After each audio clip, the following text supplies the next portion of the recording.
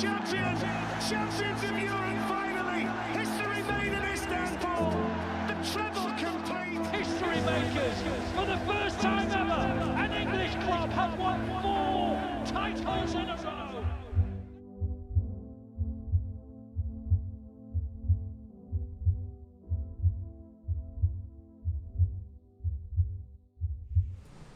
Hello everybody and welcome back to the first Premier League watch-along of the season. What a game this is, what a game this promises to be. Manchester City are back, the champions are back, defending our trophy 5 in a row. That's what we're looking at. 5 in a row. Ridiculous. Absolutely ridiculous. Ridiculous is what that is, and I can't wait for this game. Team news is fascinating as well. More from Chelsea's side. I got it absolutely spot on, by the way, so I'm pretty pleased with myself. Not that I'm being smug or anything, you know, but I got 11 out of 11 for Manchester City's starting 11. The only question for me in the Manchester City starting 11 is which side of the pitch is Jeremy Doku and Savinho going to play on? Because I think that's a really fascinating tactic in how City are going to get crosses into Erling Haaland. Because playing a naturally left-footed winger and a right-footed winger on the right side of the pitch, getting to the byline, I think will be nice. I think that'll suit Erling Haaland. If they're going to be constantly chopping back, I think it'll slow down momentum. And we'll have to wait and see. It'll be interesting. I'm looking forward to seeing what Pep does with this. But what a game. What a game this promises to be. I mean, I've got a funny feeling. It's going to be one of those games. 0-0. No. I'm going for a high-scoring game. My prediction in the preview is 3-2. And I have a feeling it is going to be one of those humdinger basketball matches where I don't think that suits City, to be honest. I think it suits Chelsea more. Inevitably, eventually, it won't suit Chelsea because the way they want to play is building up from the backs, the same as Manchester City do. But Chelsea are raw right now. They are as raw as they come. Tactically raw is what I'm talking about. So I'm expecting mistakes. Now, I'm praying there are mistakes because I doubled down on it, didn't I, with my preview. I even headlined the preview, Chelsea will make mistakes. So having said that, they better bloody had do. Otherwise, I'll look like a right knob. But there's some fascinating talking points going into this game as well. Where's Sterling? He's not even in the squad. You know, that's an odd one. I have a funny feeling he's on his way out of the club. Clearly, I mean, he was playing in all the pre-season games. All of a sudden, not even on the bench. So I think that's an indication that Raheem Sterling's got a new club to play football with, which we'll have to wait and see how that pans out for him. Didn't really work out for him at Chelsea. I thought the best football we ever saw in his career was in a Manchester City shirt, and since he's left, it's just been a slow decline in his career, as it has with a lot of players that leave Manchester City. So he's not the first player to leave Manchester City and see their career go down. Only really Cole Palmer, I think, can be one of the players that has left Manchester City and gone on to do better than what he was doing in a Manchester City shirt. Now, he's a fascinating point because he's playing today. So I had a feeling he was going to be thrown straight into this game. He's only played 45 minutes of pre-season, though. His role in the team, I think, is fascinating as well, because if you think about Cole Palmer last season at Chelsea, I felt like he was a bit of a free spirit. Maurizio Pochettino sort of let him ghost around that pitch, do what he wants. But I'm not sure he's going to have that same level of freedom in a Chelsea shirt. I mean, just it's the same as Pep, you know? The style is the same. The wingers are regimented. You know what I mean? You have a job to do and you better do it or you're not playing. Do you know what I mean? None of this like go where you want, mate. Have a free spirit. Jack Grealish found out the hard way when he joined, leaving Aston Villa being the free spirit. No. You don't get to be a free spirit at Manchester City. There's only a couple of players that do, and that's probably Kevin De Bruyne, and that's about it. Maybe Phil Foden, and even he has his little boxes that he must stay in. You know, little areas of the pitch. Now, Cole Palmer had that freedom. Is he going to have that same level of freedom under Maresca? I don't think he will. So he's going to have to stay in that position, whatever position he is. I have a feeling he's going to be on the right today. So it'll be interesting to see if he can actually get that same level of goals that he scored last season, with a large number of those being penalties, don't forget. So hopefully we don't concede any penalties today. But team news, I'll give it to you now. Let's start with City. Edison in the bags. Akanji, Diaz and Gvardiol I'm putting as a back three. Rico and Kovacic as two defensive midfielders. Rico going to be right back, defensive midfielder, as he always does, inverting. Doku I've gone for on the right and Savinho on the left. That could well be the other way round. We'll have to wait and see. I would rather that. I would rather see Doku on the right and Savinho on the left. I would prefer that. More naturally footed wingers getting down that byline and dinking it in or cutting it back to Erling Haaland. In the midfield, Bernardo Silva and Kevin De Bruyne. Bernardo Silva playing in a position I don't think we've seen Bernardo Silva playing in the attacking part of midfield. He's either been on the right wing or dropped a little bit deeper lately. Is more of a 6, if anything. We've seen Bernardo Silva as midfield. Now he's playing what could be a bit of an 8, depending on Rico's position. If we've got the ball, I imagine Bernardo Silva's going to be in a 10, which is exciting. I'm looking forward to seeing Bernardo Silva play there. And Erling Haaland completing, this will be his 100th appearance for Manchester City, so congratulations to him. Chelsea, Sanchez in net, Gusto, Fofana, Colwill, Cucurella are the back four.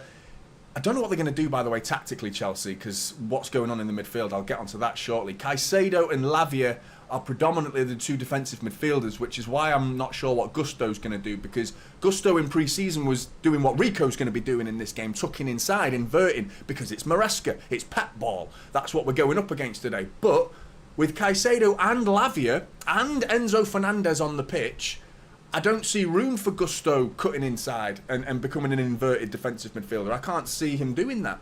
Not with the other players that are on the pitch, which makes it more of a flat back four for Chelsea. In front of Caicedo and Lavia, Fernandez, as I've already said.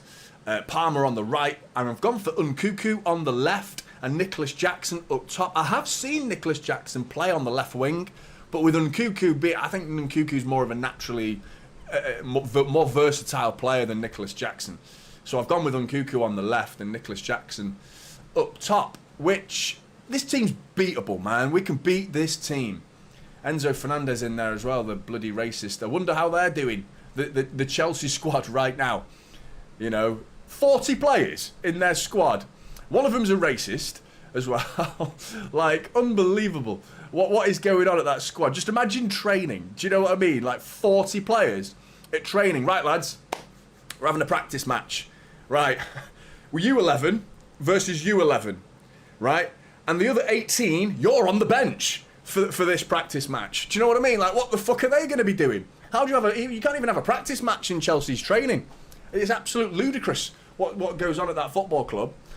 Unbelievable. But I'm excited for the game. I'm absolutely buzzing for the game, and I haven't acknowledged that there is a chat to speak to. So hello, everybody. I hope you're all doing really, really well. Good to see you all again. Mahmood, 4-1 City you've gone for. Yeah, I hope you're right, mate. I'm going for a high-scoring game. SFG's gone 2-2, sadly, though, without Rodri, he's predicting. If I had to pick a second scoreline after 3-2, I'd probably go 2-2, to be honest, because I feel like it's got one of those games where it's just Chelsea going to go for it. They've got the home crowd factor. First game of the season, you always want to please the home crowd, don't you? So I don't think you're being that unrealistic with a 2-2, to be honest. Caribbean Racer wasn't impressed with that, though, calling you what an optimist, sarcastically, I presume there. How you doing, Caribbean Racer? Church of the Poisoned Mind, it's gone 6-1. Gone 6-1. Loving it, mate. Go for it. Absolutely. Pauline, good to see you. Lord McQuack, the drive for 5. With a name like Lord McQuack, I can almost hear like, the drive for 5, says Lord McQuack. Love it. Riley, good to see you. Cynthia, Foden's not starting, but I kind of wish he was. Where would he play in this team, though? He'd have to lose one of the wingers, probably. He'd have to push one of the wingers off the pitch. Which is the future debate, isn't it? Where does Foden get in this team, and for who? Doku come off? Savinho come off? Put Bernardo Silva on the wing, or you put Bernardo Silva on the bench? Because you know Pep and Bernardo Silva, those two are like that. Bernardo Silva, big game, he's playing. He's playing every game. I can't remember the last time Pep did not play Bernardo Silva in a big game. You know, a game that's like against a traditional, what you call top 6 club. I haven't seen that in a while. Ben, good to see you, mate. Section at 20, as always, good to see you, mate. Nick, good to see you. Big up, frustrated by boobs injury. Yeah, mate, I know what you mean. If I get a tit injury, mate, it's one of them, innit? It's one of them. If you get an injury right to the tit, that absolutely ruins your day, doesn't it? Presumably you're talking about Bob. But yeah, devastating news. Mr. Gene, good to see you as well. Jack Lee, good to see you. You've identified the boob injury there as well. Jan as well, hope you're doing well, Jan. Ashley Roberts sat in the ground waiting. Come on, Blues. Good to see you, Ashley. Hope you're good, mate. Flash, Dirty Sanchez, Nicholas, Zilch, Bendeve. And it's all piling in. Sorry, guys. If I've missed any of you, I do apologise. But keep talking in the chat. I want to speak to as many of you as possible. Blue Waves as well. Little signpost. Douglas Wright in there as well. Raisin. Raisin. That's a cool way to spell raisin. I like raisins. But yeah. I'm interested in the start of this game tactically for me. I'm so curious as to what side of the wings Doku and Savinho is going to play. What is Chelsea going to do as well? But yeah, there's still plenty of room in the transfer market for City to do something interesting, and that reminds me of a player that we've been linked with all summer is Eberechi Eze. I don't know anyone who was watching the game before this, the Brentford game against Crystal Palace. Eze scored an absolute worldie that was ruled out incredibly harshly. Which yeah, I mean, he looks a player, doesn't he? He does look like a good player. I wouldn't say no to him. I wouldn't say no. But again, if we signed Eze, where's he getting in this starting 11? You know? Rodri comes back. That probably puts Rico on the bench. I mean, Eze's not getting in this starting 11 for me. So it's like, how badly do we need these players? It's the Rodri cover is the number one priority for me. Anything else would be considered a bit of a luxury, a nice luxury to have. We need to strengthen our bench as much as possible, and of course the Gundogan situation with rumours coming out that he is ready to leave. They're not concrete, the rumours. They're not coming from massive sources. But I tell you what, Gundogan coming back, even for just one more year, that would steady the ship. Any concerns of Rodri would be reduced. You know, we'd at least think, yeah, well, we know Kovacic is doing a reasonable job so far from what we've seen of him in the Community Shield, did really well. Gundogan coming back and covering for Rodri would be absolutely sensational. I would love that to happen as well. And another player that Pep said that, yes, he could play, and I don't think he's telling the truth. I think Pep is trying to sell Cancelo. I don't think Cancelo's got a future at Man City. And I don't think we need him. I think we need Cancelo like Pep needs a hairbrush. Do you know what I mean? I don't think we need him. He's a good player. His attitude stinks. And I know there's players out there, fans out there and subscribers and viewers will be annoyed by that because they will like the player. You've got to think about the squad, man. You've got to think about the message that it sends, that a player can spit his dummy out as badly as he did. You know, with the rumours that he threw a ball at Pep, apparently. He put his headphones in during a team talk. What? Unacceptable, mate. Unacceptable. If even one of those rumours are true, Pep's got to get rid. You know, Pep's got to get rid for me. And the fact that he said he's still got a future at City, for me, is just putting him in the shop window. Because he's not on the bench today, is he? Let's get it straight. We all got excited midweek. Or, well, I didn't. I knew he wasn't going to play at all. I knew he wasn't going to be anywhere near this squad. I knew it. But other people got excited. Cancelo, could he be back? Oh, absolutely no chance for me. And Pep was putting him in the shop window. I think that's put that one to bed, that he's not even on the bench. So if a player of that quality would be in Pep's thinking, he would be at least on the bench for this game. So, no. I'll be gobsmacked if Cancelo ever plays for Manchester City ever again. Which some people will be upset by. The player, the idea, the fantasy of the player playing for City. We know how good he is. We know technically what a player he is. Yeah, I get you. I feel you, man. I feel the excitement. He's a quality player, and he would certainly add amazing depth to our squad.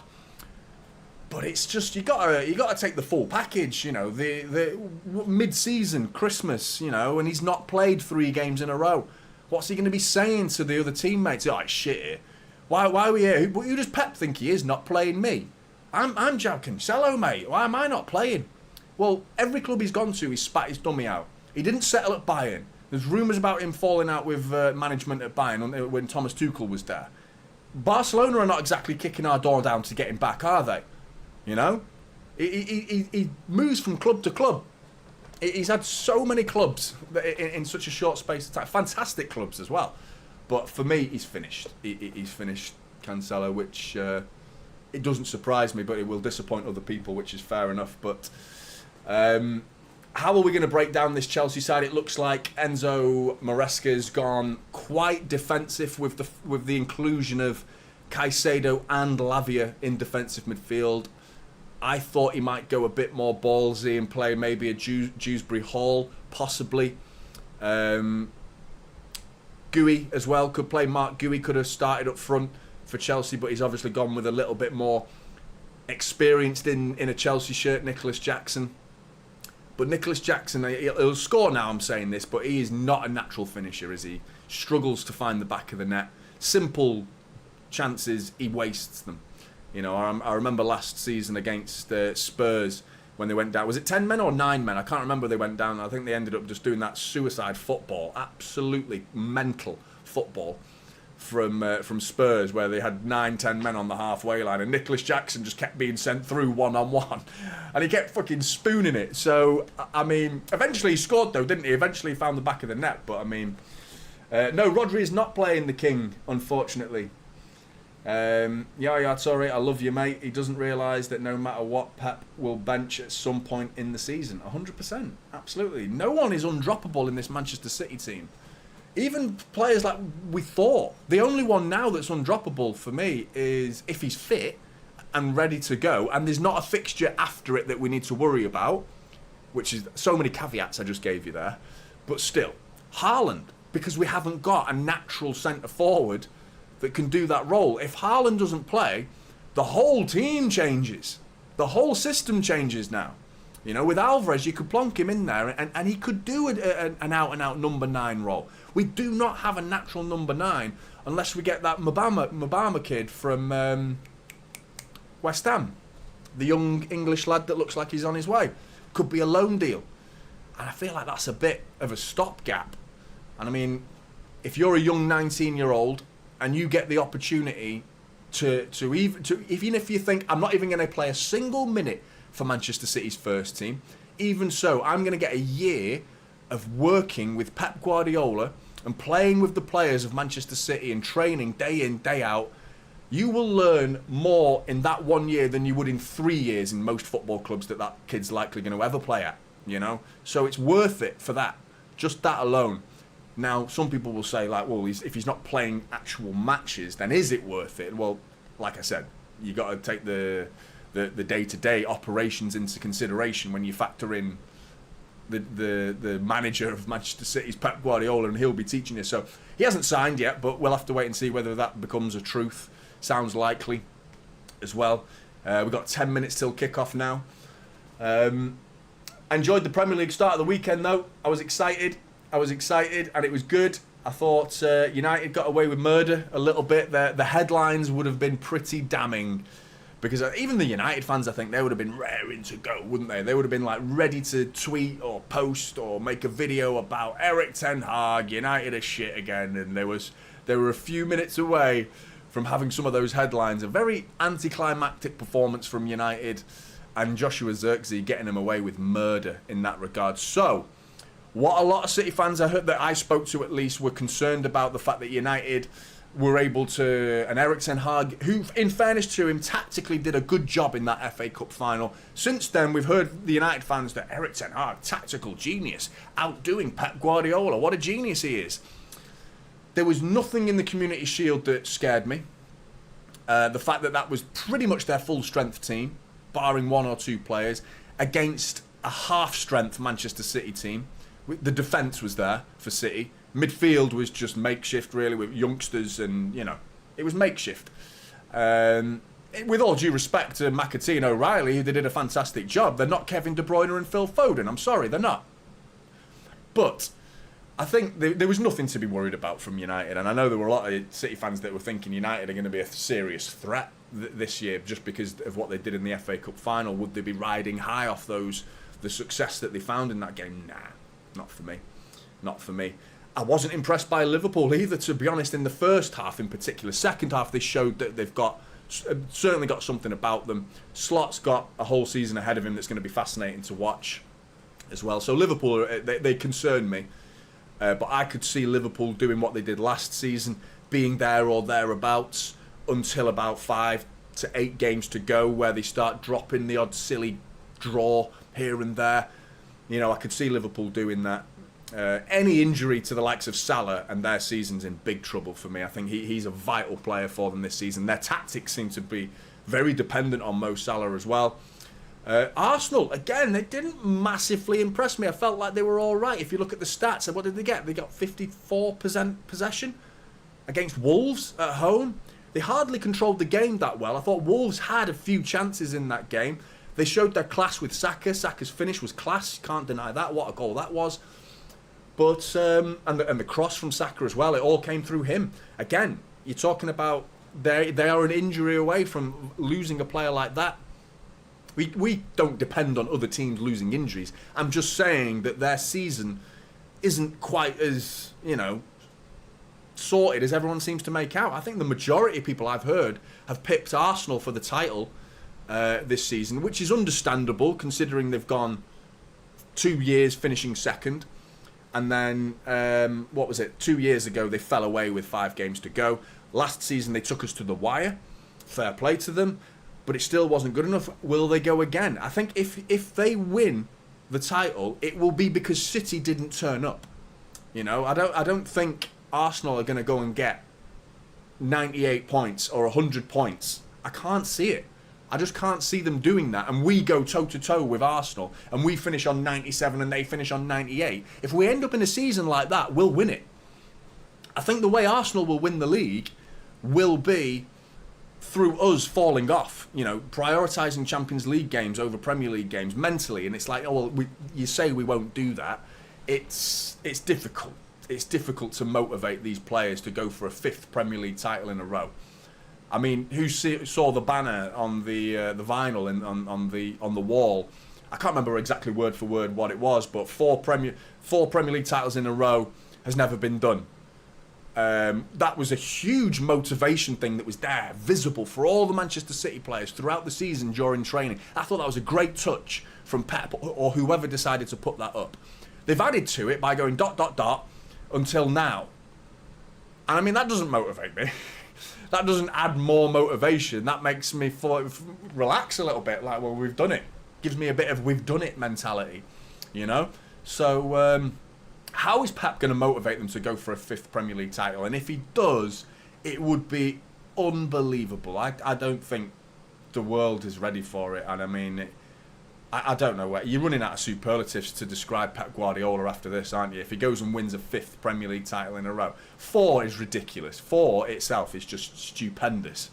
5 would be unbelievable. I still think we can do it. I have a funny feeling deep down, if you had to ask me though, first of all, I'll give you a more realistic answer 10 games into the season, because right now it's too difficult. It's too difficult to predict right now. But 10 games in, I'll have a much better understanding of where the team's at, like psychologically. Because that's what this is all about now. The talent's not up for debate. We know we've got the best squad. We know we're the best team. And we know we've got the best manager. We're equipped to win this Premier League title. It's just the little details in the mind, you know, the extra 1% of effort. It's hard. It's hard. It really is. So I think City are likely. I'd go for a Champions League win this year, and we might fall off in the Premier League. But you never know. You never know. I said that last year, to be honest. I felt like I would prioritise a Champions League over a Premier League. More so this year because we've only got the one. I would like to double our Champions League tally. But the players are out. They're shaking hands. Let's see Cucurella shake the hands of Erling Haaland. Ah, they've gone off camera now. I was looking forward to see them shaking hands. But there's Maresca. Come on, Blues. Bam, bam. Good to see you. Devious Ducky as well. How's it going, everybody? Jeff's in the chat. Hello, my friends. First game. Let's go 4-1 City, Jeff's saying. How's it going, Jeff? You all right, mate? Oh, we've got 173 watching, 73 of you liked. If you could add a like to the stream, that hugely, hugely helps the channel grow. If you haven't already, please do. If you're interested in becoming a typical City member, I've pinned it as well. Yeah, I pinned it in the pinned comment in the chat, and also you can find it in the description of this video. Maresca and Pep kissing each other. Once their heads connected, then Pep and Maresca gave each other a kiss on the cheek. Then They just merged into two hard-boiled eggs that I couldn't tell who was who once they merged. But I'm looking forward to it. Aaron, good to see you as well, mate. Think we have to be cautious. Let's get these 115 shit out of the way. 100%, mate. 100%. Couldn't agree more. Because we're getting relegated at Christmas, apparently, aren't we? Yeah, of course we are. G, good to see you. Sup.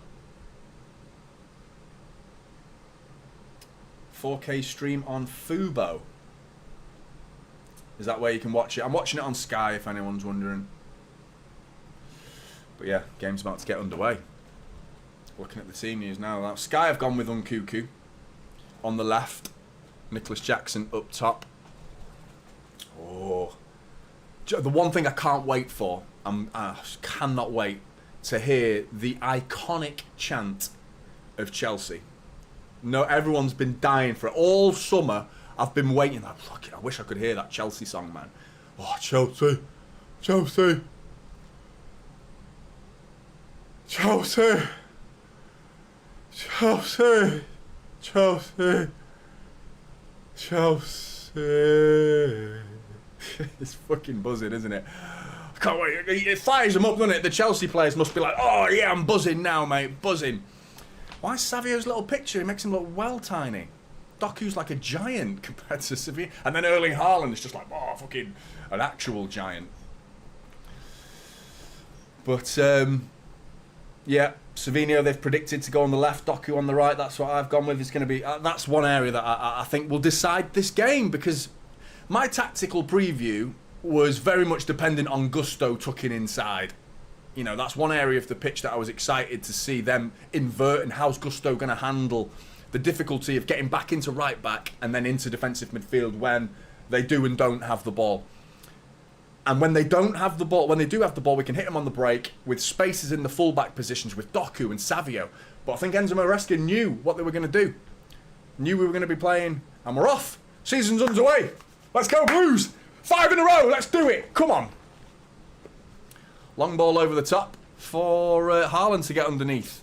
Nods it on. Doku's on the right, by the way. Savio's on the left, so I nailed that one as well. Feeling pretty good. Sanchez now with the ball. That's what I was saying. I know a lot of City fans wanted to see Doku on the left and Savio on the right, cutting inside. We've already seen our first mistake from Chelsea. They got away with it, but Colwill with a very lackadaisical touch. They've given it away again. Doku now closed down by Cucurella. The sun is beaming down on half of the pitch at Stamford Bridge. Jeff with a super chat, first of the season. Absolutely buzzing, Jeff. Good to see you, mate. Here's to another season. So excited. Hope you have all been well. God bless. Missed you, Johnny. I missed you too, Jeff, mate. Rico Lewis coming forward into the inside channel now to the byline. Can he get it in? No, he couldn't wrap his foot around it quite enough. Doku sends it down to the byline for Rico to try and get on the end of it, and Rico just couldn't get his foot wrapped round it and smashes it into the side netting. Goal kick. But hope the curse of the shield doesn't come down to bite us, says the germ himself. I try not to get involved in curses and superstitions, but I get embroiled in it every now and again. You know, I do get caught up in it. But we are the last team to win the Premier League title, who also went on to win the Community Shield before that as well with the domestic 4 in a row. Kevin De Bruyne closing down Sanchez early here. Long ball over the top, out of play at the halfway line. Gvardiol with the first throw-in for Manchester City of the season. I did say in the Community Shield that we've never faced United in a Community Shield. That was wrong, by the way. I remember saying that. That was utter bollocks, what I said there. Because we did face them in our title-winning season with the Aguero season. Because we won the FA Cup the year before. And we were 2-0 up at half-time. I was there. I was at Wembley. 2-0 up at half-time and we lost 3-2. Edin Dzeko scored like a pretty bobbling goal that David De Gea made an absolute stinker of a performance. Kanji now bringing it forward. De Bruyne with space. Savio on the left. Savio now. One-on-one with Gusto. Back to De Bruyne. Kovacic now. Back at his former club, Chelsea. He's done really well in a City shirt in the last 4 or 5 games, I think, pre-season. At the end of last season, Savinho's cross deflected. Sanchez collects. Isa, mate, good to see you. Good tackle that by Kovacic as well. Given away by Cucurella. De Bruyne now into the feet of Bernardo Silva. Taken off him by Cucurella. But City are pressing aggressively here. Chelsea looks shaky. Akanji solid as a rock at the back. Gets it. Nods it down to Rico Lewis. Rico Lewis feels the touch of Nkunku into his back. Goes down. Wins the free kick. Kovacic. Oh, Premier League. Premier League. Don't you just love it? Oh, Akanji with a sloppy pass. Out for a throw-in. But yeah, Chelsea are going to be raw at the back. There's going to be some nerves with the style of football that Maresca's going to... They've already given it away now to Haaland. Again, Chelsea just giving mistake after mistake. Doku now to the right wing. Got space. Dinks it back post. And it's a poor one from Jeremy Doku. He had time then, man. That was poor from Jeremy Doku. No one closed Jeremy Doku down for that cross. He had acres and acres of space and time. Colwell doesn't even come out to him there. And the cross is just poor, man. Like, really poor. He's looking for Haaland. You can see what he's trying to do. Dink it back post. Haaland was waiting as well. If he gets the cross right, it's 1-0 City. Unless Haaland makes an absolute stinker of a finish. There's ball over the top here for Nkunku to chase, though. Chelsea could be in business here. One-on-one with Rico. He's slow. Great defending from Rico Lewis. Fantastic, that. Great foot in. Still with Chelsea, though. Lavia. Caicedo now. Cole Palmer, who's drifted inside, not really maintaining much width. Cole Palmer. Gusto now offering the width on the right-hand side in space with Gvardiol got one eye on him. Caicedo finds Gusto now. Cole Palmer coming short, looking to collect it off Gusto. Back to Fofana. Jan has gifted a typical City membership. Jan, you're an absolute legend. Ball into Nicholas Jackson. Gusto now on the right. Cole Palmer on the underlap. It's going to be a corner. It's going to be a corner. Oh, he's given a goal kick. I'll take it. Thank you very much, Lino. Jan, thanks very much for that, mate. Really appreciate that. Yours truly, Highness, has taken it. Enjoy yours truly. Looked a corner, to be honest. Linesman having a bit of a stinker there. But you take them when you get them, don't you?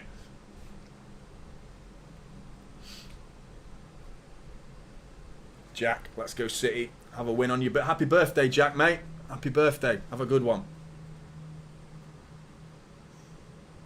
That's it. The Germ. I think Doku was overthinking it. He doesn't strike me as the type to want time.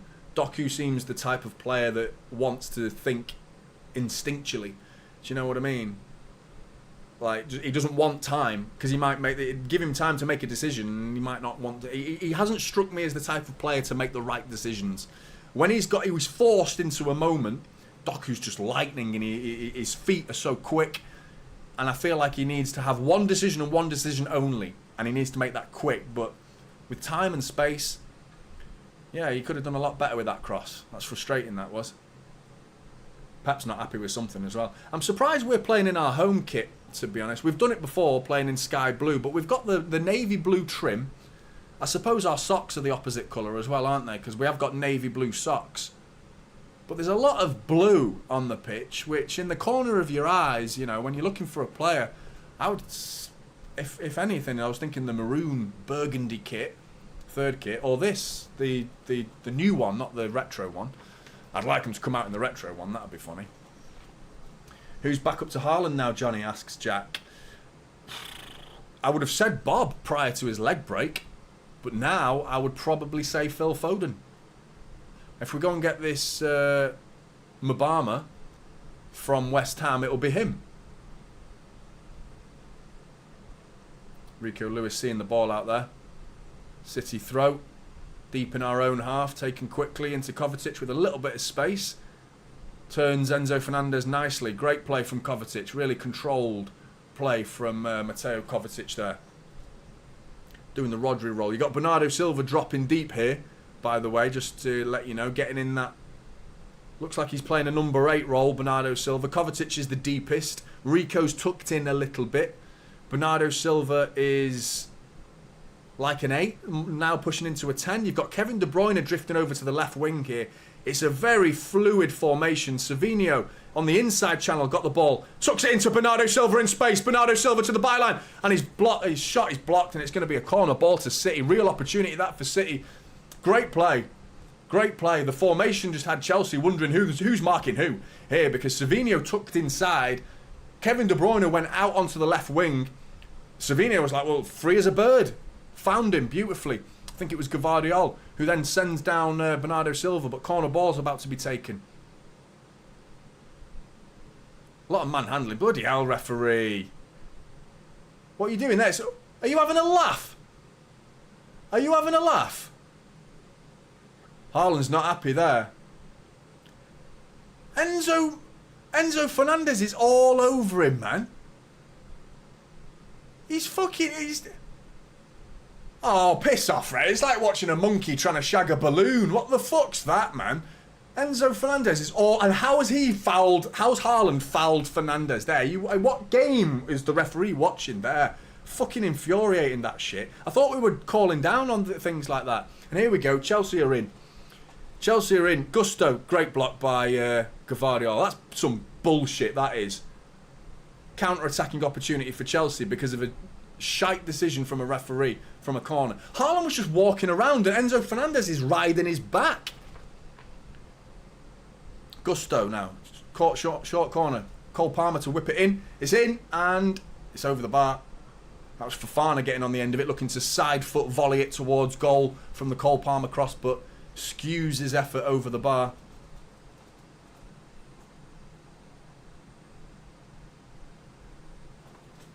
That's right, a monkey trying to shag a balloon. That's right. That's what he looked like. It was cheating. The fact that he's blown his whistle, it was like, well, it's either a penalty or retake the corner. The creator's gone 2-1. City. Manchester City emoji. I was wondering, what the bloody hell is that emoji you've done there? A little purple square thing. But that's a City. I see what you did. I see what you did. It's very clever. Rico Lewis going for a long ball here. What's he trying here, Gvardiol? Oh, Doku's off camera. Didn't even see him there. Doku now thinking about the cross. Dummies it. Got back onto his left foot, but gets it back to Akanji. Akanji pushes forward. Doku now with space to run into. Drive at him, mate. Drive at him. Go on, Jeremy. Go on, Jeremy. To the byline. Cuts it back. Cucurella's going to close him down. Oh, and Cucurella deals with it. He deals with him really well. He's got to do better there, Jeremy. That's 2 out of 2 now. Down the right side for Doku that could have done better there. Savinho's got the ball off Cole Palmer though. He's taking it off him and Savinho keeps it really well. Gvardiol coming forward. Into Rico Lewis with a pocket of space. Rico out to Jeremy Doku. Third time lucky for Jeremy Doku. And he's absolutely skewed it horribly wide.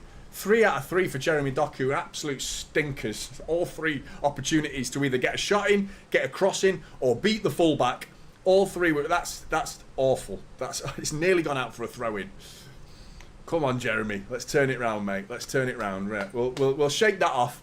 Call that a bit of pre-season rustiness. And let's turn it round. 11 minutes in. And we need to see better from Jeremy Doku. Chelsea now. Playing it out from the back. Trying to, at least. They're still at the back. City with almost a man-to-man press there from City. Knowing how to... If anyone knows how to stop this style of football... Rico's ball was a hospital pass to Jeremy Doku, and Chelsea have come into a counter-attacking opportunity here. Spraying it over to Cole Palmer, brings it down. Savinho's got back. Good defensive work from Savinho there, slowing Cole Palmer down. He's got to go back to Caicedo. City have got back in their defensive shape. All came from a bad ball from Rico. Jeremy Doku didn't do much to help him. He could have gone to the ball, Doku, but Rico's ball was sluggish and readable. Chelsea still got the ball, dinked into Nicholas Jackson, who does a little 1-2 with Cole Palmer. Cole Palmer onto his left foot. Kovacic with a great bit of defending, takes it off Cole Palmer and says, that's my ball. Picks his pocket. Cole Palmer doesn't even know that he's lost the ball yet. City are coming forward now. Jeremy Doku, one-on-one with Cucurella. He's got his back facing where he wants to go and he plays it back, keeps the ball. Rico now, City can calm it down a little bit. Rico tucking inside is brilliant there. Really good, intelligent play from Rico because he's provided space for Bernardo Silva, who's got Doku on the outside. This is the 4th time for Doku. Back to Rico Lewis now. Rico back to Doku. In some dangerous areas here, Doku. You've got to do something, mate. Looks for the 1-2. Cucurella again deals with it, and Doku gives away a free kick. I don't rate Cucurella at all. I don't rate him as a fullback. I think you can beat him. You can beat Cucurella. Jeremy tries a little 1-2. And Doku's strong as well. Gets muscled off the ball by Cucurella there. The German wants to see Doku on the left. I don't think the position's got anything to do with it, mate. I feel like it's just individual. It's just not on song at the minute. I just think his ability to beat his man is not there. He's, you know, that little flip-flap that he loves to do. It's just not there at all. He's tried it, and Cucurella doesn't. Cucurella's defensive position is almost like, go inside, mate. Go inside. I don't want you to go down the outside of me. He's almost, his body shape. Oh, fucking hell. Savinho's giving a hospital ball away to Enzo Fernandez, and Nicholas Jackson's in business here. Nicholas Jackson one-on-one. Ruben Diaz getting back, using his strength. Great play from Ruben Diaz. That's a foul, referee, as well. Get your fucking whistle in your mouth and blow it. Great play from Ruben Diaz. Savinho nearly having a nightmare Premier League debut, giving the ball to Enzo Fernandez in a position completely no threat to Savinho there whatsoever, but he tries a little inside ball. I think he's looking for either Bernardo Silva or Kevin De Bruyne, and he just gets it horribly wrong and sends Enzo Fernandez away. And then Enzo Fernandez feeds Nicholas Jackson, who's got space to run into, and Ruben Diaz gets back in time and uses his strength, wins the tackle and the free kick in the process. Great backtracking that from Ruben Diaz. Great play by Kovacic. Kevin De Bruyne does a bit of refereeing there. Ball fed into Kevin De Bruyne from Kovacic was really good. De Bruyne turns, takes it on the half turn brilliantly, beats Lavia, but then Lavia gets his hand onto his shoulder, slows down Kevin De Bruyne, and De Bruyne turns around and does that to the referee. And the referee goes, okay, Kevin, you know best. I will blow and give you a free kick. How often does that happen as well?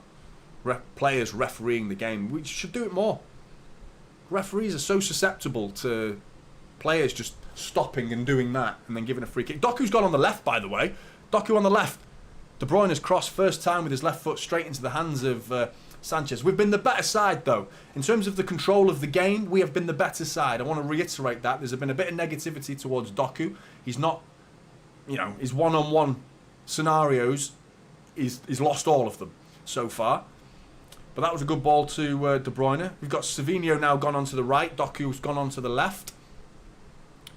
Which after 15 minutes is an interesting decision to not really give the game any time to breathe. I'm surprised he's swapped them so quickly. 15 minutes in. Could be a decision by the players. Maybe Pep has given license to Doku and Savinho to work it out between them. If you decide you want to swap, go for it. Ball over the top by Sanchez. Akanji's got time, nods it down to Rico Lewis. That's yours, Rico, mate. Make it yours. He does. Keeps it from going out for a throw-in. Rico Lewis is crunched by Cucurella and hitting Chelsea are in business here. Back heel from Nicholas Jackson, thinking Cucurella had gone down the left wing, but he wasn't. Nicholas Jackson turns around and goes, where the fucking hell were you, mate? Jesus Christ. Pass across the face of goal. Ederson lets it go to Diaz across the line. What the fuck? We're playing, I mean, Jesus Christ. I was getting like first season with Claudio Bravo vibes there. The way how casual Ederson was letting that ball roll across his body then. But yeah, serves me right for panicking, because they do not panic, do they, at the back? Manchester City, cool as you like.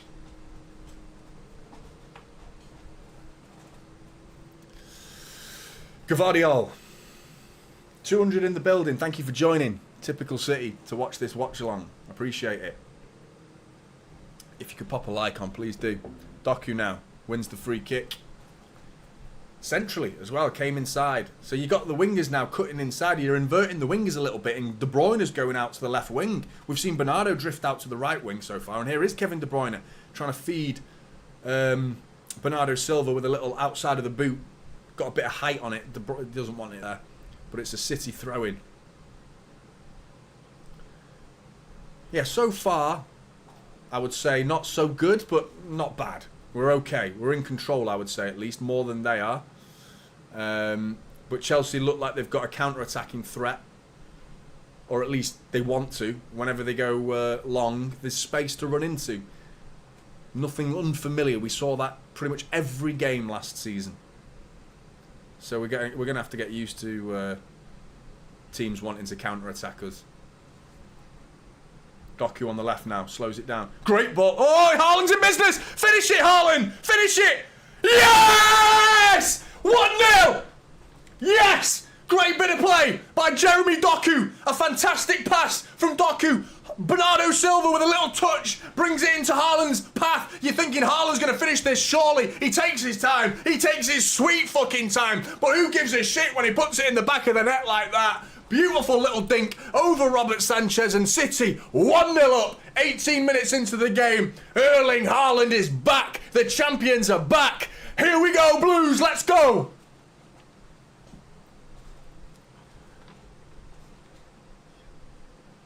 Lovely little touch from Bernardo Silva. That little deflection, intentional deflection from Bernardo Silva is the reason this is a goal. Great idea from Doku. We saw Bernardo Silva. It was a great ball into him. I think Bernardo Silva makes it a better pass by getting the touch on it, to be honest. But Haaland with strength. Two players, and it's Cucurella. Cucurella trying to defend Erling Haaland. Have some of that, you bushy head bastard. Oh, no way is he offside. No way is he offside. Bernardo Silva could be offside in this. What? That doesn't look offside at all.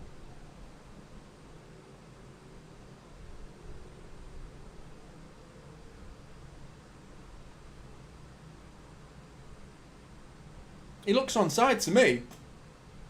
All weekend, I haven't seen a single decision examined this forensically all weekend. Oh, Man City have scored. Get the fucking magnifying glass out, everybody. Let's have a quick look. Make sure that... Is there anything we do? Did Bernardo Silva fart too loudly? Well, we better get the goal called off then, hadn't we? Fucking hell. It's meant to be semi-automated. We're meant to have quick offside decisions. Onside. Stick that up your fucking arse. Examine that, you bastards. And where was the offside? Where's the wall? I was expecting a semi-automated... The wall that we see. You know, the... what we saw in the Euros, what we saw in the World Cup, that big wall where if someone's like elbow is poking out the other side or shoulder, they're deemed offside or not. We've gone back to the green lines on the floor. Make it clear for us. Help us understand as fans. 1-0 Manchester City. We get to celebrate twice. Bastards tried to rule it out. I mean, it wasn't exactly... well onside. It was reasonably close, but still. How long did they take doing that then? It's meant to be quick now. And I swear to God, I haven't seen any other game examined like that so far this Premier League. Well, Ian, that's it. Love that. Bernardo Silva with a big booming tackle on Cucurella. Cucurella's eating his words right now. What did he exactly say? I've forgotten what he said. I just remember thinking, what a twat. I hope Erling Haaland scores against you. And it's been given away by Enzo Fernandez. Doku's played it safe, though. Gone back to Gvardiol. City looking for a second before Chelsea even have a chance to breathe. Come on, City. Doku. Gvardiol now. Calming it down. I think we deserve the 1-0 lead. I think we've been the better side. Great turn by Kovacic. Great pass by Kovacic into Rico. Rico's touch was a little heavy, but he keeps the ball. Well done, Rico. Savinho sending Cucurella for a hot dog. Love that. Still keeping the ball, though. And Cucurella gives him a little shove in the back. Tell you one thing I've noticed with Savinho, which I'm not sure everyone has in it. He's got a little temper. I've noticed Savinho. I like it. It just needs to be managed. Do you know what I mean? But I can tell you right now, he has got a temper. He's already had a little word with Savinho. I remember he came on in the derby.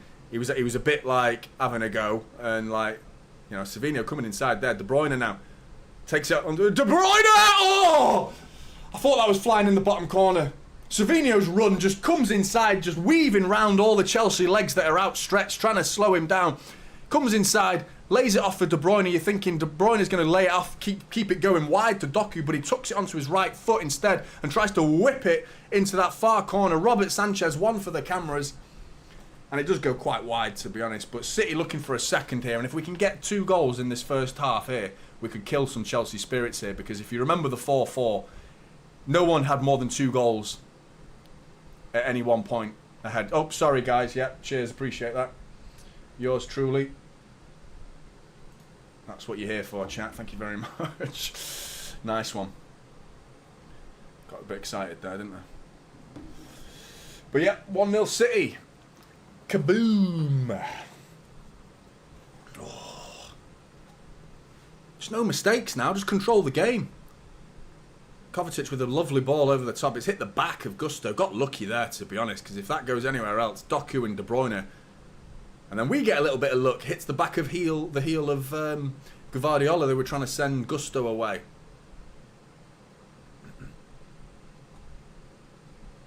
Ryan, I'd keep Rico at right back already. Nothing against Walker. Rico is better going forward and works just as hard defending. I think I agree with you, mate. I think for this system, if you want the right back to invert, you don't want Kyle Walker inverting, and you don't want. We saw last. I actually thought Kyle Walker did okay, considering factoring in he's not good at going forward. He's not naturally good. He came away with I think 4 assists last season. Kyle Walker. He had a really decent crossing percentage completion as well. He did all right, but he's not what you want. He's not the answer to getting balls into Erling Haaland, keeping Kyle Walker going far forward. I just don't agree with it. I don't think long term it's not a good solution. I don't think Rico's good at coming down the wing. Do you know what I mean? Like Walker, marauding. I don't think Rico's good at that. Rico's a pocket player. He's good in the pockets, Rico Lewis, and that makes him a great player to invert for this system. So for this system, yeah, Rico over Walker all day long. All day long. It's just if we went back to that system where we have marauding fullbacks with Gvardiol or Walker, if it was Rico being asked to do what Walker did last season, Rico would be worse because he hasn't got the legs to get up and down at the speed Kyle Walker can. You know, so I don't want to see that system though. I don't want to see Gvardiol playing left wing. I don't want to see Walker playing right wing. I don't want to see it. I'd much rather this system. Because they're just going to get in the way of Doku and Savinho. You'd never see Walker and Gvardiol playing aggressively forward. Hang on a minute. Great play. Intercepted by Ruben Diaz. Doku with space to run into. The two Belgians getting close to each other. Doku's fouled there, is he? Is he referee? Yes, he is. He wins the foul there. Rather than being fouled, I felt like he won that, Jeremy Doku. But yeah, with Doku and Savio on the pitch, you're just going to get in their way, aren't they? They want space. Leave them on their own. They want one-on-one scenarios with their respective fullbacks. Oh, Akanji, mate. What are you doing? Akanji, mate! He's been fouled. Fucking about with it, Manuel. Fuck's sake, man. Really obvious. Yeah, it's such a telegraph pass, intercepted by Nkunku, and then he's fouled. It's a foul. It's the correct decision by the referee, but that's a fucking warning shot. Don't piss about with it like that, Manuel. De Bruyne coming down the left wing. He's been on the left wing the whole time, Kevin De Bruyne. It's crazy. Kovacic, chill. What's happened? We've gone all casual. 50% possession we've had. So we've hardly controlled the game. Chelsea have had 1 shot, wasn't on target. We've had 4 shots and 1 on target. It feels like we've had more than 50%. But they've had a lot of the ball at the back, actually, Chelsea. They haven't done anything with it. We've actually been like quite aggressive with the ball. We've not really looked to knock it around and play passive possession football. It's been quite aggressive from City. It's like, get the ball, go for it. And I love that. Hang on a minute. There's Savinho again, fighting back. Did you see that? He got one to the face there, Savinho, and his first instinct was to shove Enzo as well after doing it. He's got to watch it, mate. He could do with him not getting red cards and stuff this season. I hope he's not got a temper that can't be controlled. Because it's something I noticed in the Community Shield. Just watch him. He's a little... I like... It means he's got fire in his belly, though. That's a good thing.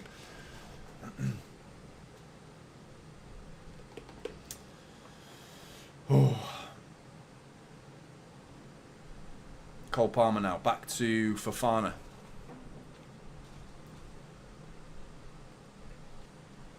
Dribbling. Rico nods it down. Could have brought that down there, Rico. You didn't not need to head that. He had time and space. He's got to bring that down. Someone give him a shout and tell him to chest it. Nkunku. Lavia into Cole Palmer with acres of space. Looking for a free kick, Chelsea. No, Bernardo Silva's turned him and he's giving it away. That's going to be Enzo Fernandez. It's pinball on the edge of the area. It's slowly working away from the area, from our goal though. So yeah, we're back to the halfway line now. We're living a little dangerously at the back here. There's little moments. I thought Rico, someone give him a shout then. There's a ball coming over the top. Rico tries to nod it towards Savinho. He had loads of space in here. And Nkuku one-on-one with Rico. Back post. Who's there? Gusto. Is he going to keep it in? He is. Gusto keeps it in. Coming in from the other side now. On the right side for Chelsea. Gvardiol. Doku now closing down Caicedo. Cole Palmer one-on-one with De Bruyne. Coming inside. De Bruyne leaves him. Out to Nkuku on the left side now. Savinho getting back and doing some good defensive work there. Just keeping the shape for City nice and solid. Difficult to get past now. Keep that shape. Cole Palmer into the hands of Ederson. Lovely. Wasteful from Cole Palmer. Real waste. Ederson rolls it out early to De Bruyne, who sends Doku away. Doku now one-on-one with Caicedo. Doku slowing it down. Cuts it back to Kevin De Bruyne. There you go, City. Counter-attacking football. Get the ball and go for it. I love it. It's exciting. Are we going to allow other teams to have the ball a little bit more this season? That's something I've never thought Pep would ever do. De Bruyne now. Switches it to Savinho. Killed beautifully by Savinho. One-on-one with Cucurella. Step over. Onto his right foot. Savinho. And it's cleared by Colwill. And Nkuku and Kanji steps in with the counter press and keeps Chelsea in their own half. Throw into Chelsea.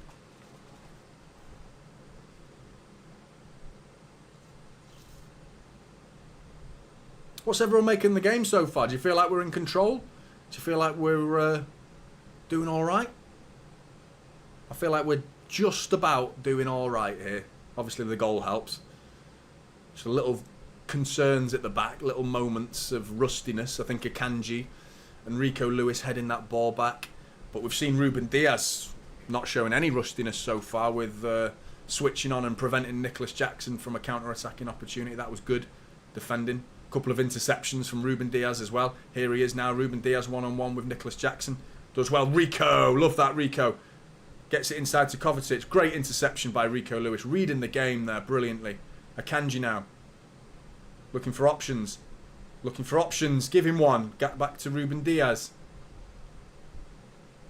Kovacic. Gvardiol. Knocking it around at the back now. City slowing the game down a little bit, which is wise. Half an hour in. I think the tempo has been quite high octane, exciting. It's been good. I think City needs to get control of this a bit more now. Kevin De Bruyne trying to send Bernardo Silva away, but he overhits it. Robert Sanchez with the ball now.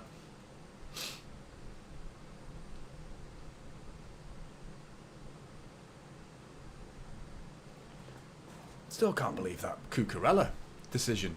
Not Cucurella, it was Enzo Fernandez on Haaland. How the fuck that was a free kick to Chelsea?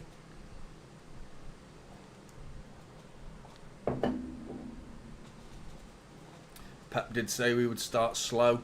I don't know if that means new tactics. No, I think it doesn't mean new tactics, but I do think there are new tactics with Savinho and Doku on the pitch. Because we've not seen Gvardiol come anywhere near that left wing in this game, have we? How much did we see at the end of last season, Gvardiol going forward? Which is why I didn't put him in my FPL team, because I know everyone's thrown Gvardiol in thinking he's going to be the guy going forward all season, getting goals and assists down that left back position. I had a feeling Pep was never going to do this. I feel like we're going to go have a flat back three, and it's going to be a flat back three for the majority of the season. I like this system. I prefer this system. I think the only way Rico doesn't play and Walker gets in this team with this system is if Walker becomes the back three and Akanji pushes forward into defensive midfield, which is something I expect to see at some point. But Chelsea are coming forward here. Gusto, Enzo in space. Savinho. He went flying into the back of him then, man. He's a bit rash from Savinho there. Keeps his head down. Referee says no penalty or free kick. I don't know whether it was in the area or not. It's outside, it's on the line. And I mean, I tell you what. tell you what, it's if it's outside the area, it's a penalty. It's a free kick. Not being in the area means VAR will have to stay out of it. And I think we might have got away with one a little bit there. Just needs to watch it, Savinho. This is something I've been saying since the start of the stream, really. That Savinho seems a bit hot-headed. And that can work in your favour. It can also work against you, you know.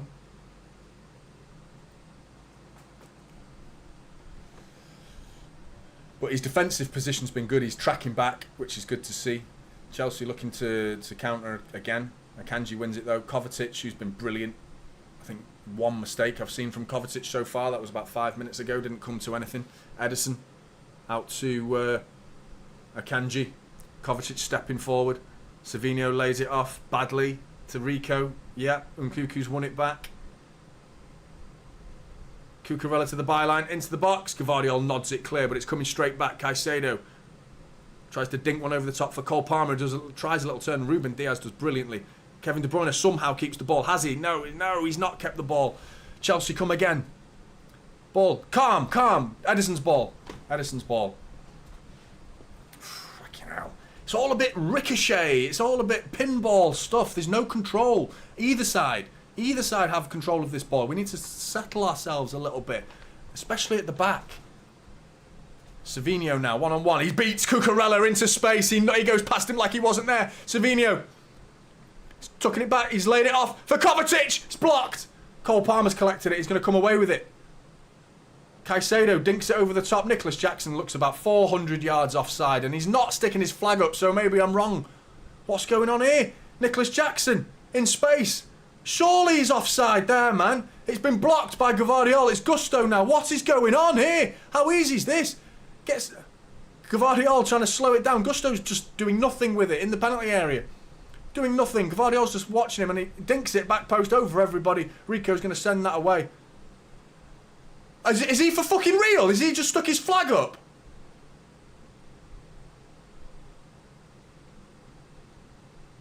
He's offside. He's not that far offside, but he's offside. And it's clear enough to stick your flag up.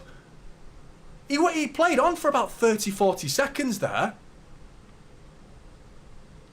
That's mental, man. That's so shit. We're meant to have fixed VAR. We're meant to have changed these rules. It's insanity. You're putting so many players at risk by allowing the football to continue like that for 30, 40 seconds when he's clearly offside. Any linesman that's worth a grain of salt, he's offside, man. Like, that's clear. You've got the halfway line, because it was on the halfway line as well, so it's easy. The decision was on the halfway line, you fuckwits. What's going on, man? These officials are fucking dog shit. The offside was on the halfway line, and they made us take it on the fucking edge of our own area. What's going on here? What is going on here? Gvardiol nearly gives it away. Bernardo Silva gets another touch on it, similar to how he got a touch on it to Haaland for our goal, and it sends it to the right place, but pushing our luck a little bit at the back there. But this officiating has been a joke so far. Savinho beats two of them on his own to the byline. He's got to use his right foot though, doesn't want to, hasn't got one. Uses onto his left foot, lays it off to Akanji, and there's the problem with the wrong foot on the right wing. You know, you got Savinho now, right wing, onto his left foot, lays it back and gives it away because he doesn't want to go to the byline. That's what I'm saying. You've got to have wingers that want to get to the byline. If that's Savinho on the left side, he's going to the byline and getting a cross in. Doku's won it back. Brilliant from Doku. Jeremy Doku with a shot! Oh, it's saved by Robert Sanchez. What a save. I think it took a deflection. It was flying into the top corner. Jeremy Doku nearly makes it 2-0 Manchester City. Looks like a little deflection on this. Yeah, it took a deflection. Great save. It wasn't going in the top corner. It was actually going quite centrally. And Sanchez, one for the cameras again, gets a big left hand on it and tips it over the bar for a corner to City. I thought that was going to be 2-0. Savio, the new Anthony, not a fucking chance, mate. Not a fucking chance. It's the new Anthony. There is no... Anthony's Anthony, mate. Anthony's just a steaming pile of £80 million horse shit. There's only one Anthony. That's it. A big, fat pile of shit.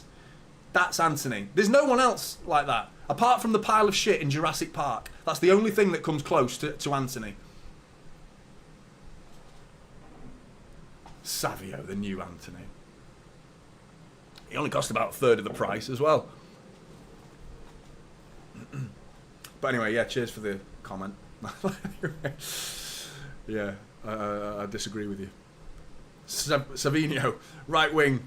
He's onto his left foot again. He doesn't want to take him on because it's not natural. He needs to try and work it on. There you go, great ball. Bernardo Silva to the byline. He doesn't mind going onto his right foot, but he's had it taken off him by Enzo Fernandez. I'd actually say, as much as he does my head in Cucurella because of the comments that he made in the summer about Haaland, he's actually played really well, Cucurella, so far. He's dealt with most things. Savinho's beat him a couple of times. Cole Palmer, though, 38 minutes in, half-time approaching. Get 1-0 at half-time, I'll take that all day long. But Cole Palmer whips it back post. It's a great ball to Nkunku, nods it down, lays it off. Enzo Fernandez and blocked shot by Manuel Akanji. It's out for a corner. Great vision by Cole Palmer, that to find Nkunku at the back post, who nods it back across the 6-yard box to Nicholas Jackson, who lays it off first time for Enzo Fernandez, and then he tries to get that shot away first time, but Akanji's in the way. Great block from Akanji. Corner ball, Chelsea.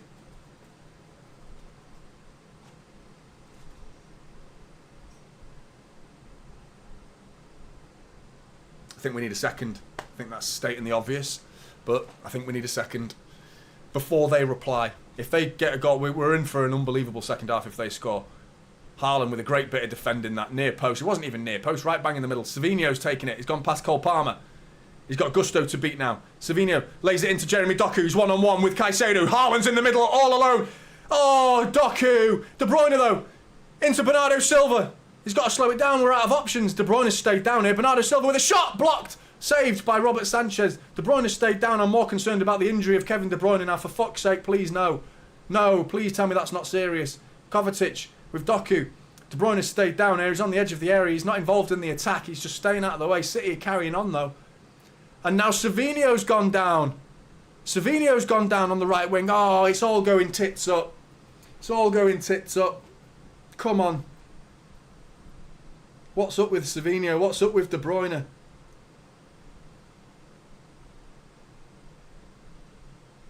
Nah, mate.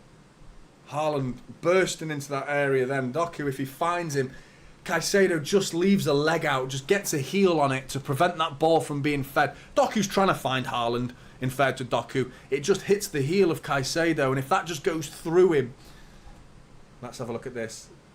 Yeah, the De Bruyne one looks like an impact injury. That looks impact. You're hoping he's all right. It looks like he took one to the hip or to the ribs. Something. The Savinho one's more concerning, though, because he went down off the ball, nowhere near the ball. So that sounds like muscular. And it looks... Oh, he's wincing as well. Oh, for fuck's sake, man.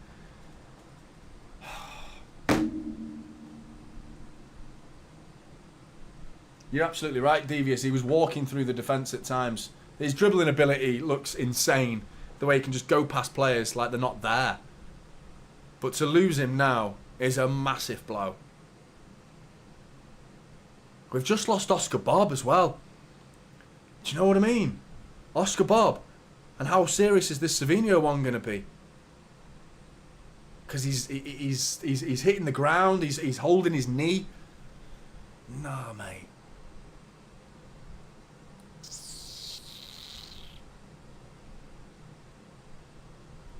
What are you doing then? Savinho off.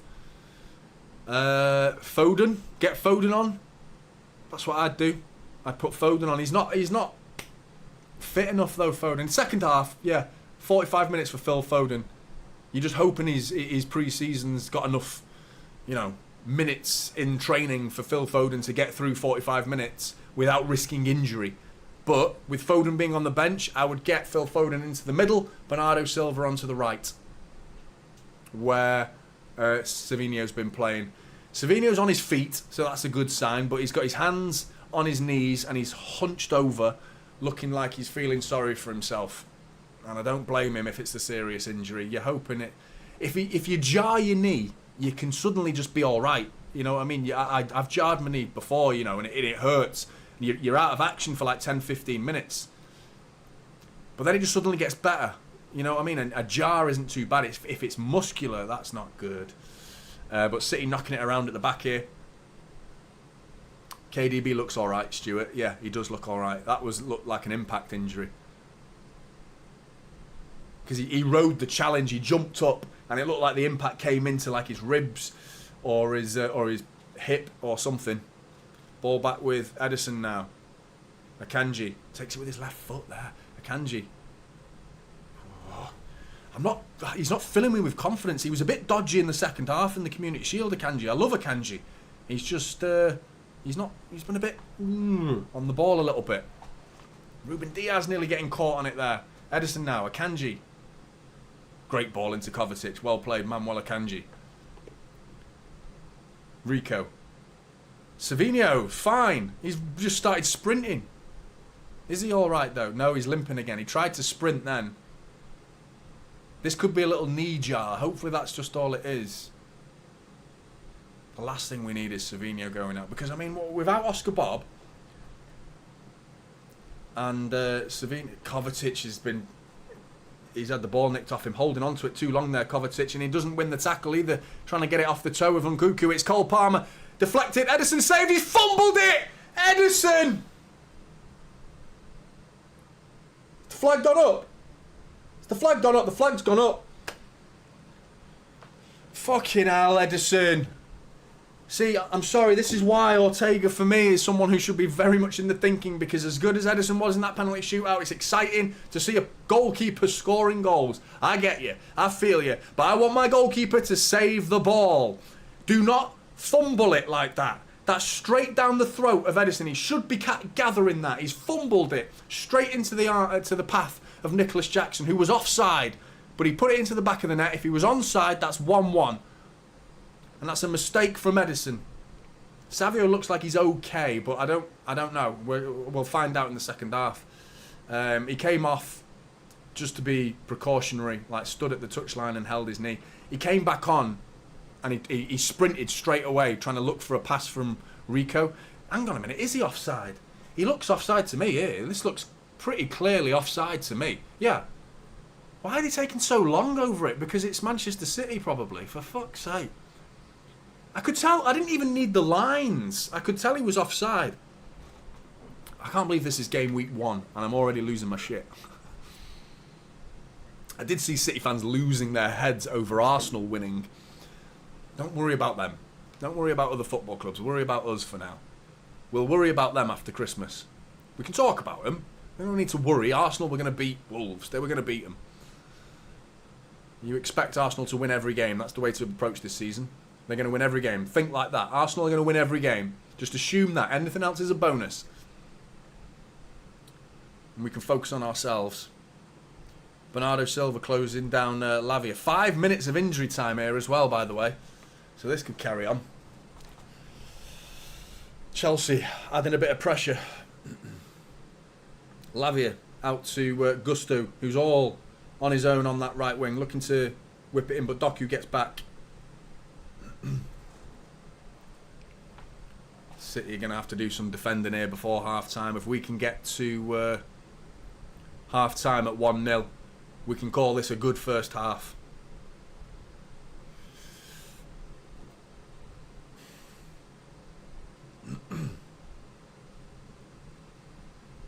Chelsea knocking it about. City, good shape. Man-to-man from City has been good. Good turn by Nicholas Jackson, though. He's done Kovacic there, but Kovacic comes in with a lovely tackle. Wins the ball, and Nkunku's... That's a foul, referee. That's a tactical one as well, getting booked. I mean, he wasn't really away, to be fair, but Kovacic has snapped Nkunku there. Absolutely snapped him. I love that.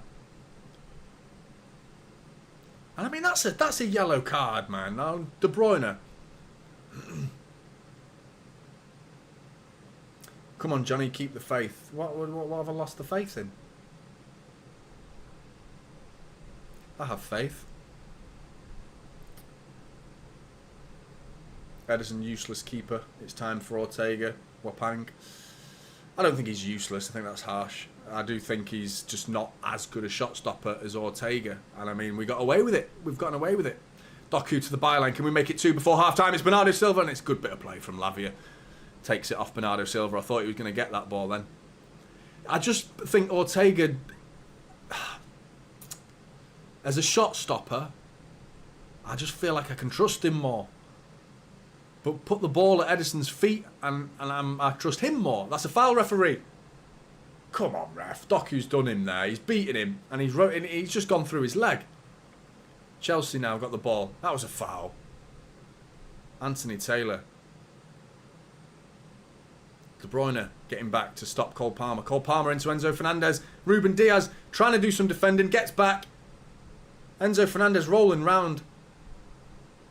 Trying to get a penalty out of something there. I'm not sure what he's thinking there, but Ruben Diaz looked like he'd done it there. He looked like he'd stopped Enzo Fernandez, but somehow Enzo Fernandez went through him. He rode the challenge. No, that's not a penalty. Never in a million years. Never in a million years. He's a diving, cheating, fucking racist. Where's his apology, by the way? Do you know what I mean? For that, all that chanting that he did in that bus was absolutely disgusting, wasn't it? Absolute disgrace. Does he think, well, we need to hear from the man? We need to hear from him. What do you have to say for yourself, mate? Sorry, guys. It was a poor judgment. Poor judgment, yeah. Was that it? Okay, now.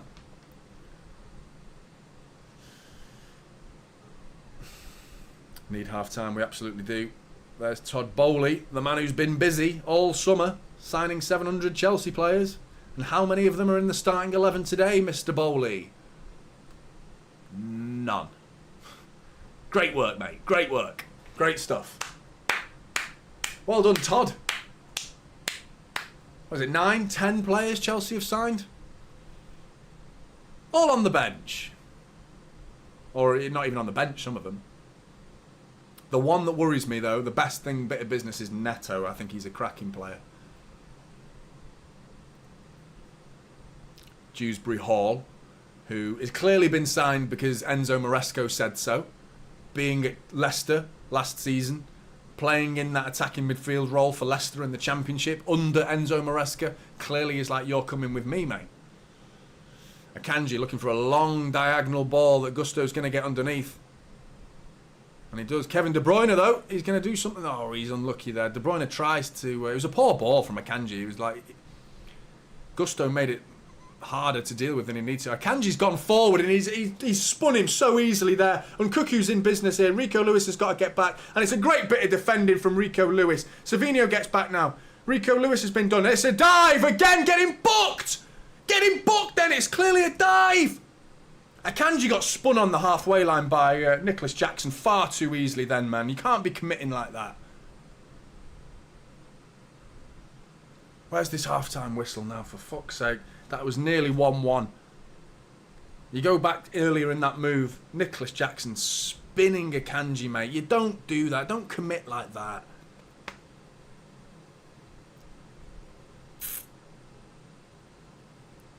Half-time. Fucking hell. That was energetic, wasn't it? That was a little bit of a feisty game, that. I quite enjoyed it. I got a bit fired up for that. I thought it was going to be an entertaining game, but I wasn't quite expecting the levels of aggression. I think it's quite an aggressive game. Some big crunching tackles have been going in.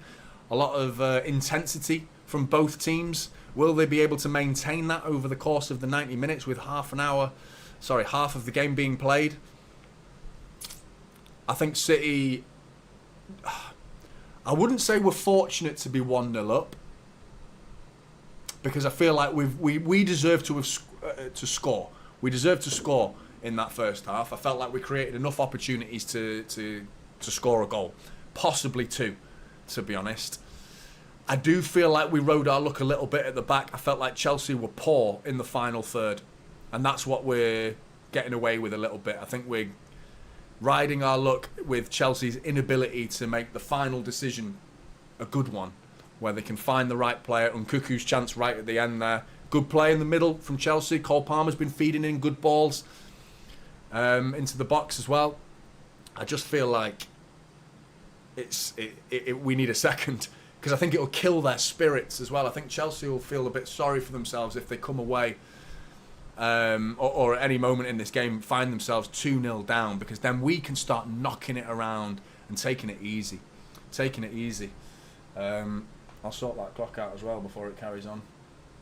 Gonna go for a quick pee as well.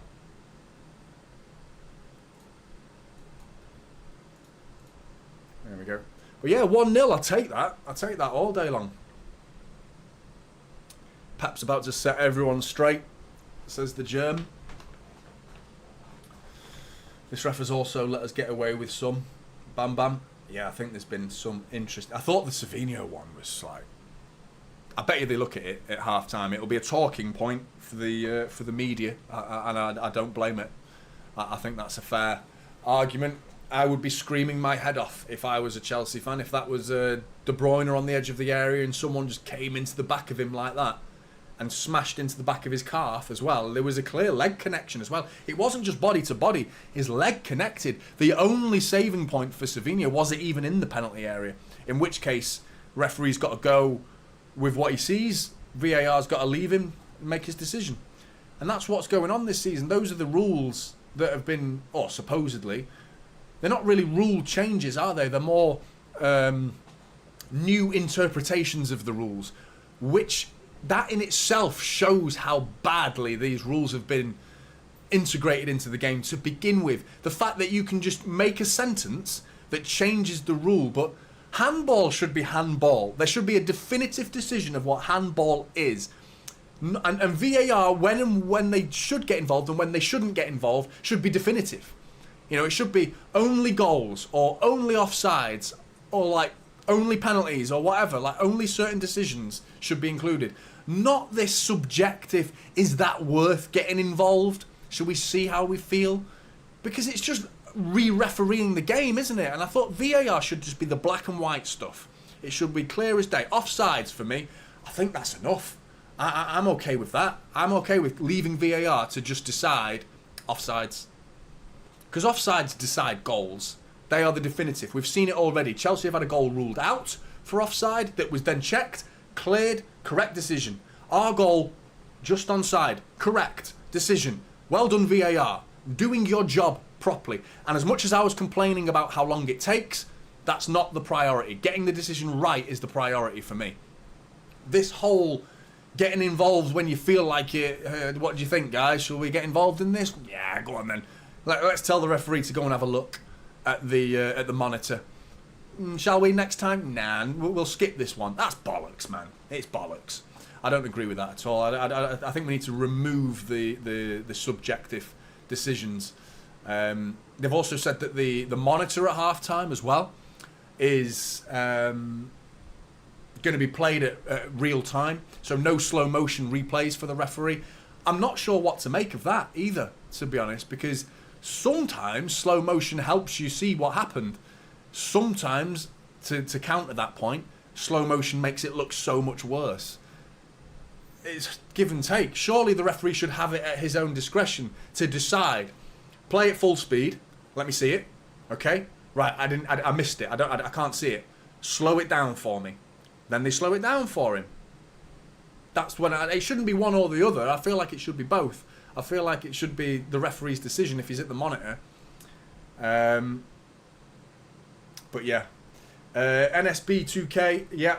Doku's final pass. 3 thumbs down. It's one of them was just about good enough. Let's not forget the goal. Doku was heavily involved in that. But prior to that, I agree. It was a poor first half performance from Jeremy Doku, who struggled to do the right things until he did just find Bernardo Silva. And he found him. We can't take the pass away from him because it goes down as a pass for Jeremy Doku that he successfully found Bernardo Silva. Realistically, anyone who understands football recognised that Bernardo Silva made that a pass because he had to stretch his left boot out to connect with it. I think Doku would have ideally liked to fire it into his feet, or even better, in front of Bernardo Silva so he can take it with him into the penalty area with his momentum. Here's the replay now. I'm just looking at it now.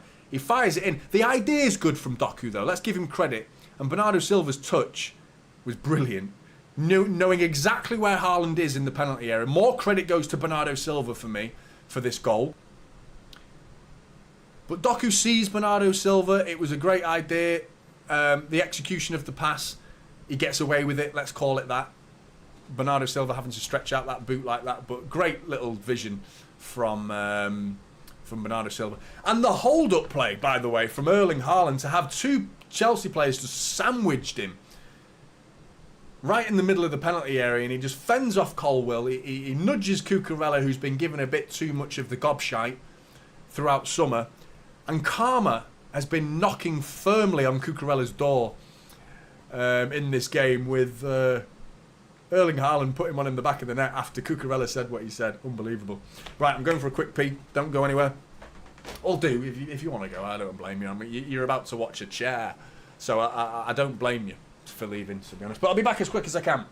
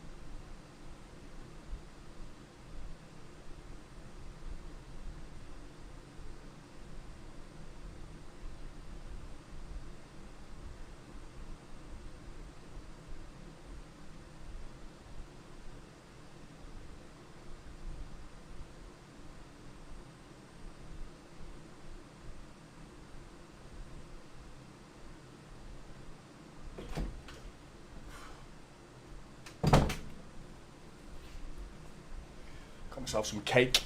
I'm bloody starving. I'm really, really hungry. My stomach was rumbling throughout. Fucking hell. Was rumbling throughout that first half, and I think that's why I was in a bit of a grumpy mood, to be honest. So I thought I'd go and get myself some cake, cheer myself up. Mr. Kipling as well. He makes exceedingly good cakes. Lemon drizzle as well. Don't worry, I wash my hands as well.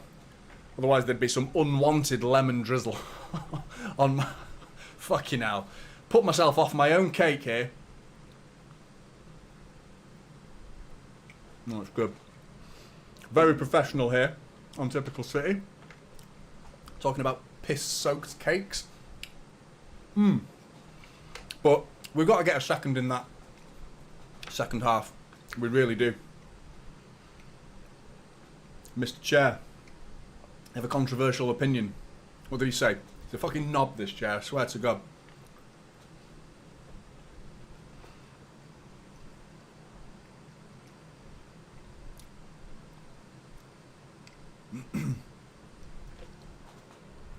How's the rat issue? Long gone, mate. I don't know where it went. It just disappeared. Just stopped coming round. We've got a wasp's nest now, though. It's a new problem. Downstairs, though. Spent yesterday with the wasp's nest downstairs, but the wasps are finding their way in the house. It's on the corner of the house in some sort of wooden frame, like in between the first floor and the second floor. And it's worked. Some of the wasps were working their way into the wood and coming in the house through a tiny hole in like a curtain railing. So I had to spend yesterday like making some homemade wasp protection suit with like toilet paper around my mouth, like the Invisible Man. Put my hood up and like gloves on and like duct taping this hole to make sure no bloody wasps started attacking me. But yeah, that's interesting, isn't it? Wasp's nest. Cherry Bakewell is Marie's favourite cake. But they are no squashies, Scott. You're absolutely right. I think I've got some downstairs. Well, I should have gone for the squashies. Nate, we's hungry. What's your piss take of the day? Yeah. Good though. Sorry I'm eating. My stomach was rumbling. I'm in a much better mood now. I get proper hangry. But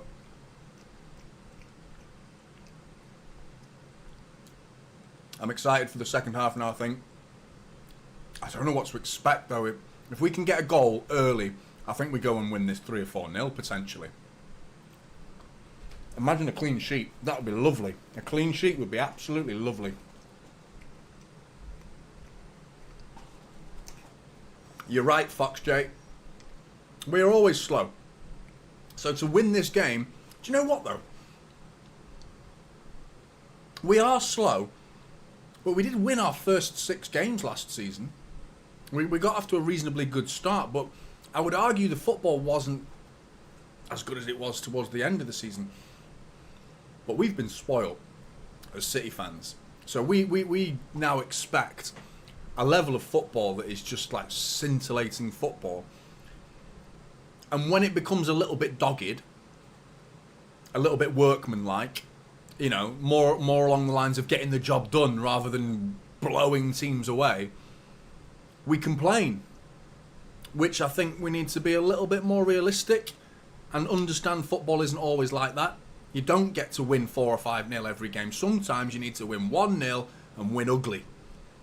And the fact that we have that ability, I would argue was last season wasn't, but the year before that was Arsenal's downfall. Excuse me. Their inability to win ugly. Or like overly pretty football that was very entertaining football from Arsenal and Mikel Arteta. But in games where it was a physical battle, they shied away at the end of that season. Last season they could win ugly as well, Arsenal. And I feel like they can win ugly this year. But I wouldn't call this an ugly win if we do go and win this, because I feel like we've played some reasonably good stuff. I'm curious to see Savio in the second half. I'm hoping we see him because of that injury. You're hoping it's not... Because you'll find out at half-time, don't you? When you sit down, give it 5 minutes, when you relax, that's when it's swell. Foden's on. Phil Foden's on. Oh, and it's Savinho. It's what I said Pep should do. Bring Foden on. Bernardo on the right is what I'm guessing.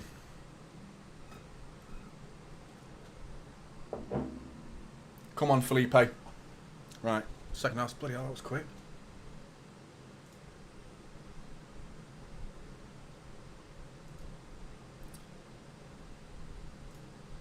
There we go. That's in time now. I paused the clock because they went a bit behind. In fact, I might be a second out there. The game's underway. 45:08. Let me just slow that down.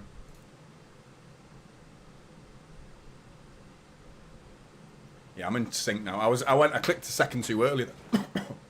Bit of lemon drizzle. Oh, is that piss? I don't know. Yeah, Savinho's off. The germ.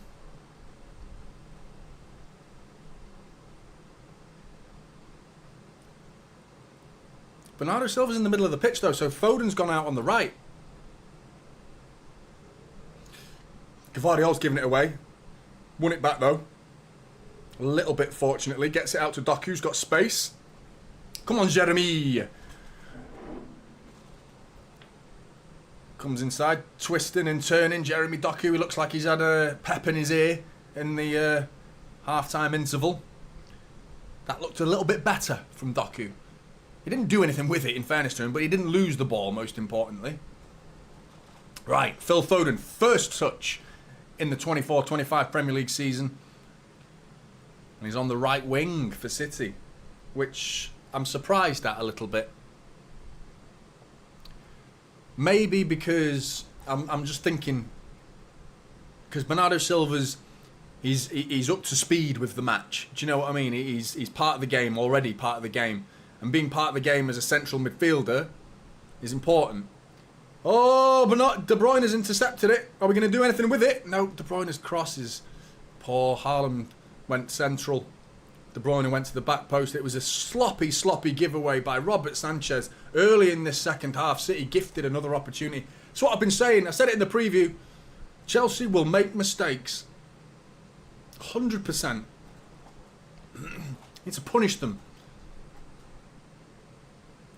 But yeah, because Bernardo Silva's ready, fit, played minutes in the Community Shield, played the first 45 minutes of this game, I feel like he'll be accustomed to the match.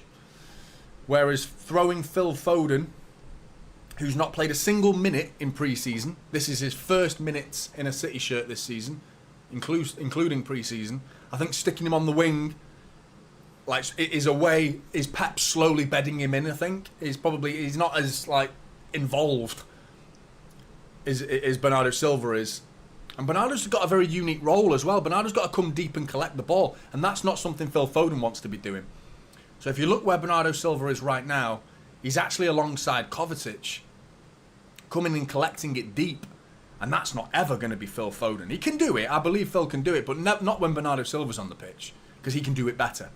He's got more vertical versatility, Bernardo Silva has, if that makes sense. As in, he can go deeper towards the defence. We've seen Bernardo Silva play left-back. Do you know what I mean? Akanji, Kovacic, well played, mate. Making a bad ball a good one there. Nearly giving it away. Kovacic, though, running into trouble, though. After me applauding him, he gives it away himself.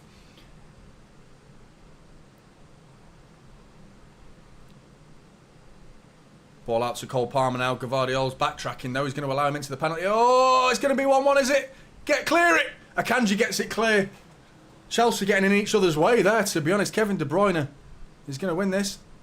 Go on, send him. No, Doku's not got the speed. Well done. Wise decision. He nearly went for a quick throw in there, Kevin De Bruyne, trying to send Doku away, but he realised he's actually not got the speed, Jeremy Doku. Doku's got the speed in 3-4 metres, hasn't he? Long sprinting is not really Doku's strong point. You know, opening up the legs, doing the Yaya Toure level sprints. Do you know what I mean? Savinho has. I feel like Savinho can. I feel like he's got the long sprinting ability. I feel like Doku's works in small spaces with his explosiveness. His acceleration is ridiculous, Jeremy Doku. He's just got tank thighs, hasn't he? Yeah, we absolutely need a second.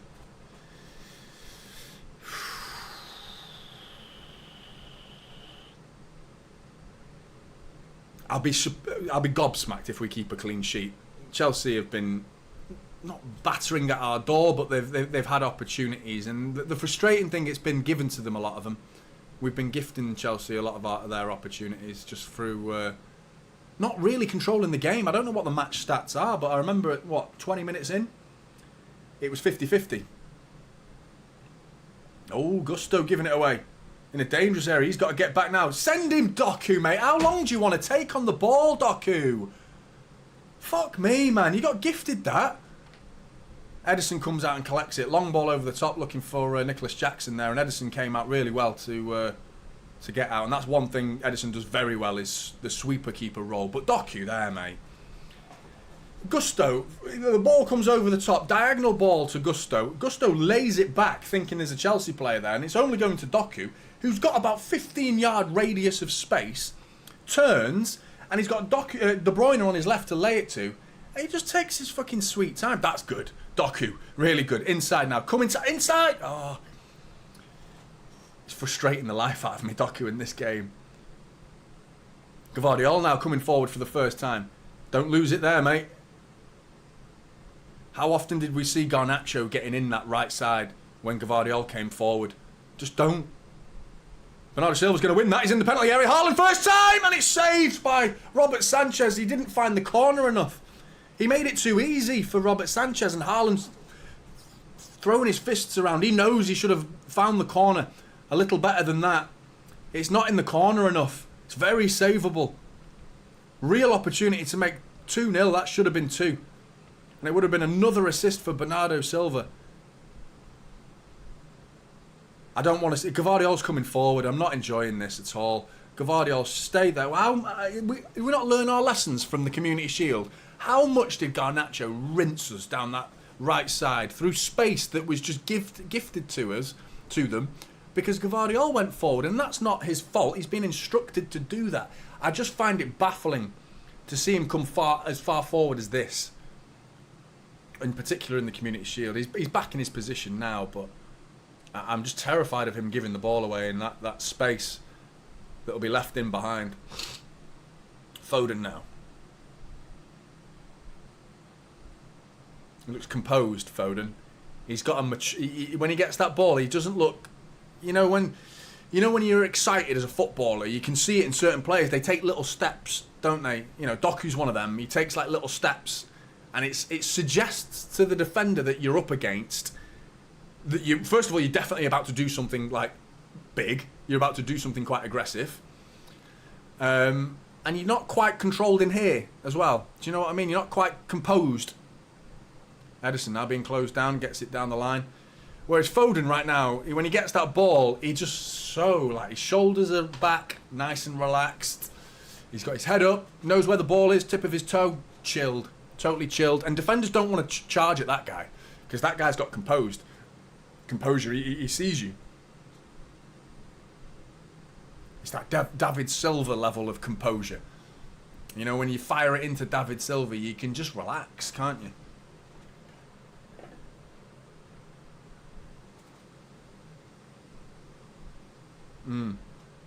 Chelsea are in. Cucurella. Well done, Phil Foden, getting back. There he is, composed as you like, in the penalty area, on cue, straight after I've said what I've said, proving my point. Haaland. That's a foul, referee! And a yellow. Devious. Haaland has been excellent. Fair play, Devious. And you were a bit critical of him, weren't you, in the Community Shield? That's what it's all about, man. Go from game to game. That's how we should operate as fans. Criticise for the 90 minutes, but we don't write players off entirely because of one bad game. Rico Lewis cuts it back. Bernardo Silva trying, and he's going to win the free kick there. Yeah, Cucurella. Rico to the byline, cuts it back. Cucurella having words with Bernardo Silva. Not happy. Can you imagine what Cucurella looks like when he comes out the shower? Imagine what happens. Can't even imagine. Or when he dries his hair, it's like fucking Sideshow Bob, like boom. Cole Palmer looking after the ball very well. Shouldn't have sold him, really, should we? Let's be honest about it. Certainly not for 40 million. 40 million seems a bit cheap now, doesn't it? Doku's going to win that. Use your speed, mate. Oh, and he's knocked it out. Unlucky. He tried to go down the line. Savinho coming off at half-time, though. That's a concern. You're just hoping it's not long.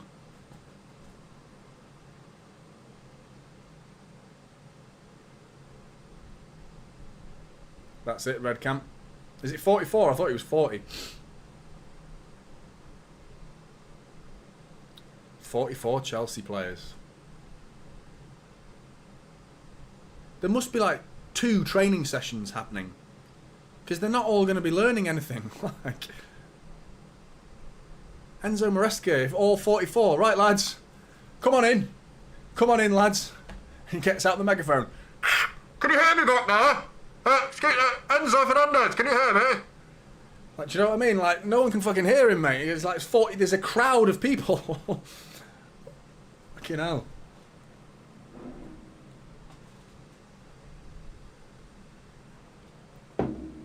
Rico, throw in. Come on, City.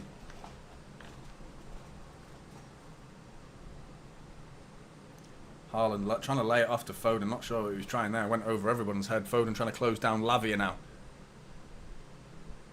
it's a bit bitty, this game. It's very bitty. Again, Cole Palmer giving it away and Gvardiol intercepting this time.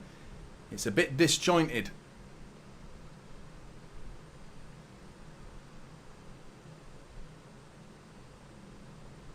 Tell you what, though, we come away with 3 points from Stamford Bridge, first game of the season. That's a fantastic start to the season. It really is, because that is a fixture that no one looks forward to. And we're playing them at a good time, because it's something I've been talking about and banging on about it all game and all preview, that Chelsea are raw. They're tactically raw. They're not ready for Maresca ball yet. They're learning. So playing them while they're going through their learning curve is a good time to play Chelsea. Fast forward towards the end of the season, I don't want to be going to Stamford Bridge when they've settled and they've understood the Maresca instructions. I don't want to be facing them. Bernardo Silva onto the right wing. He's crossing that ball. Oh, I thought that was going to make it to Haaland. Cucurella clears it. Overhead kick. Akanji with some physical defending, but he's not giving away a free kick, but he's giving a throw-in away. Still in the Chelsea half, though.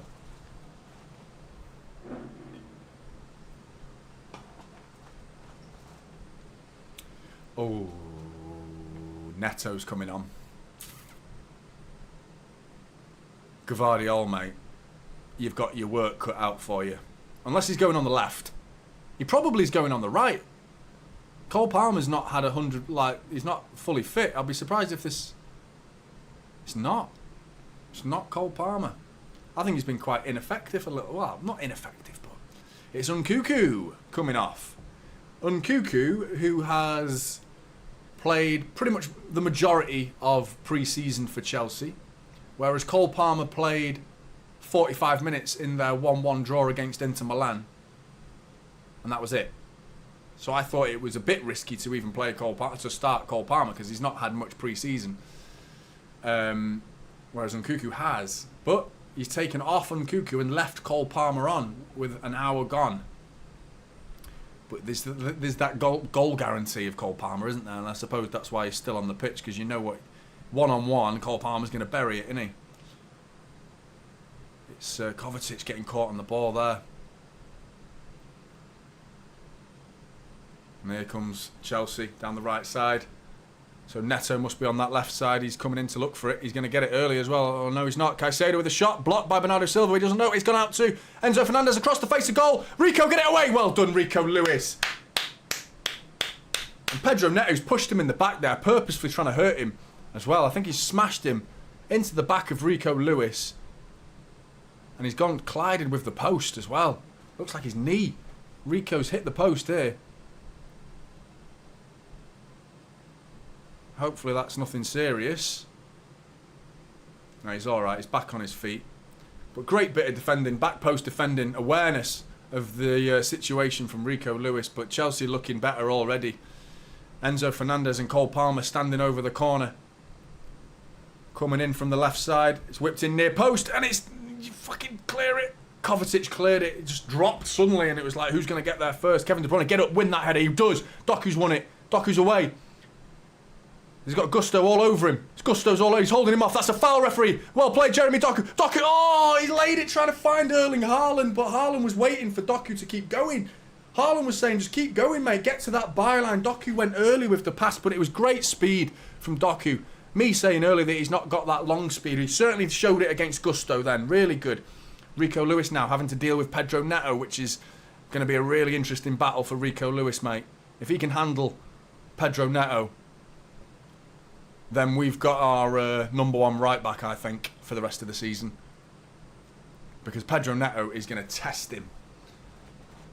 A tired Rico Lewis, who's got an hour of football already against the fresh legs of Pedro Neto. And here he goes again, one-on-one. Plays it simple back to Colwill. Cucurella.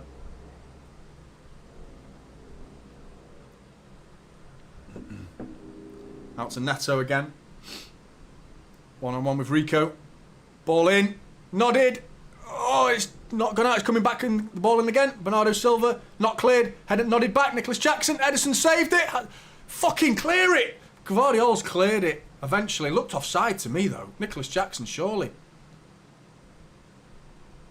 It's not. Nicholas Jackson's gone down in the penalty area.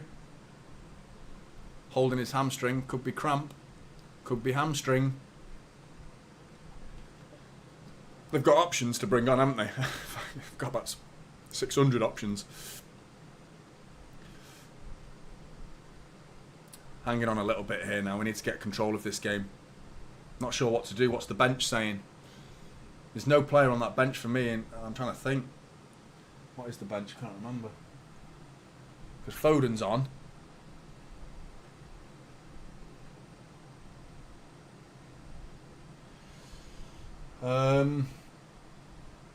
Grealish. Grealish is someone who brings some level of control, but for who? I don't know. Caicedo ball in. It's Neto. His chest's too heavy, and Ederson's going to get that. Well played. Well played, Ederson. Quick, sharp, on his toes there, Ederson, to come out and collect that ball. Chested down by Neto, but overhit it.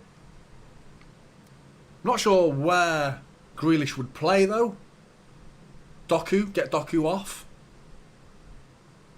We've lost a lot of speed, though, if you do that. Any sort of counter-attack. You're not going to get counter-attacking football from Phil Foden on the right and Jack Grealish on the left. You're not going to get counter-attacking football out of those two, I'm afraid. You're going to get control, experience, know-how, and that's what we need, I feel. But Doku's speed is a unique attribute in this team that no one else is really giving us. And his unpredictability. He's so unpredictable. Doku could just do something mad at any moment. But so far in this game, it's not been quite good enough for me, Jeremy Doku. Phil Foden now. City looking to knock it about. A few passes have happened since I've been talking. Ball down the line and he's giving it away, Foden. He's going to go out for a throw-in, is it? No, he's kept it in. Kovacic is going to step in. Akanji steps in. Akanji fucking about with it. Kovacic takes it off him and says, let me deal with it. Really good from Mateo Kovacic. Gets it into De Bruyne with space to run into. He's got Caicedo ahead of him. He's got to come back. Goes to Gvardiol. Now Kovacic. We look tired, man. We look like... There's a lot of walking going around on that pitch.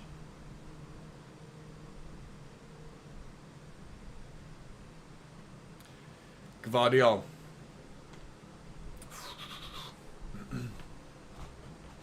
Into Kovacic. Turn. De Bruyne. With space. Doku now on the left. Doku dinks it over everybody. Phil Foden's got to go and chase that. Is he going to keep it in? Yep, just about. Oh, he slipped. No, he's alright. He's kept it in. Jeremy Doku needs to do better. A lot better. Akanji, Kovacic and Bernardo Silva with some good little triangle passes there. Passing it around Enzo Fernandez. Keeping the ball well. Last couple of minutes has been good in terms of control. Here's Doku, another chance to impress. Doku, inside to De Bruyne. De Bruyne, that's Foden's ball. Leave it, Erling. Oh, he doesn't want to leave it. He takes it down. Erling Haaland. Oh, it's Rico Lewis. It's well. He's blown like a shithouse. Ball in the back of the net, but the referee's blown. What for is beyond me.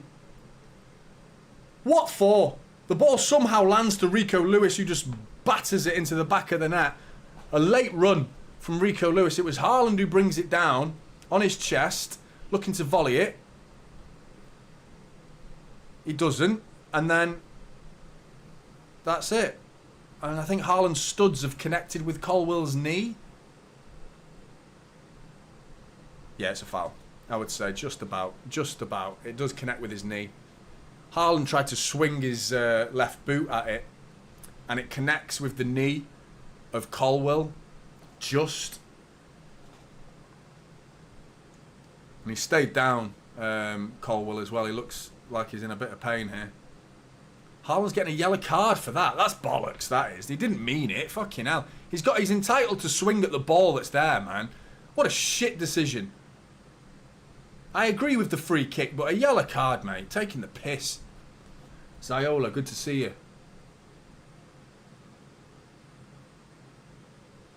Is that Mark Guéhi coming on? Looks like Nicholas Jackson will be leaving the pitch. Uno momento. For Mark Guéhi.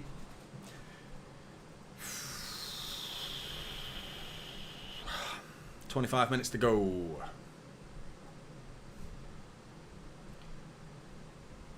Yeah, I've not been impressed. I don't really talk about the ref. I'm not a big fan of berating referees and blaming referees, and I just think general decisions have been poor. Like, Dewsbury Hall's on as well.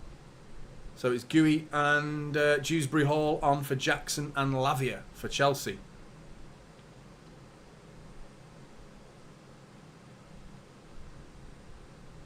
I think it would be nice to see Jack Grealish now. I think give him a run out.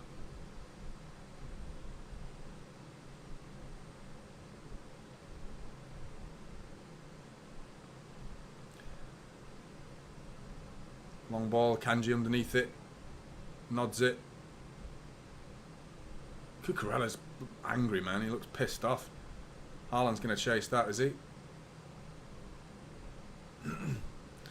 Ball back with Robert Sanchez. Game slowed down. That little injury there's taken the sting out of the game a little bit, which suits City, to be honest, because we're 1-0 up. So Chelsea looking to rekindle the flame of this game. Doku was thinking about intercepting that there. Cucurella. Enzo. Dewsbury Hall. Cucurella. City look tired.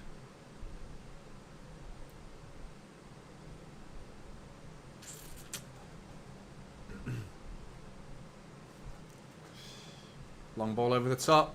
Cavadiol, well done. Read it really well. Doku. Well done. Takes it with him, Doku. Well done. Gusto's on his back. Doku nearly gives it away. No one near him all of a sudden. He nearly makes Cavadiol go leg it after it. He's got to work on his technique, Jeremy Doku. His dribbling ability is, I mean, fantastic. So good.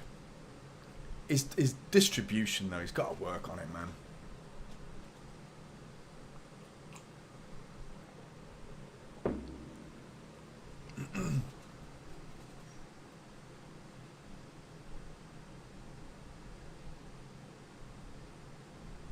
Ruben Diaz.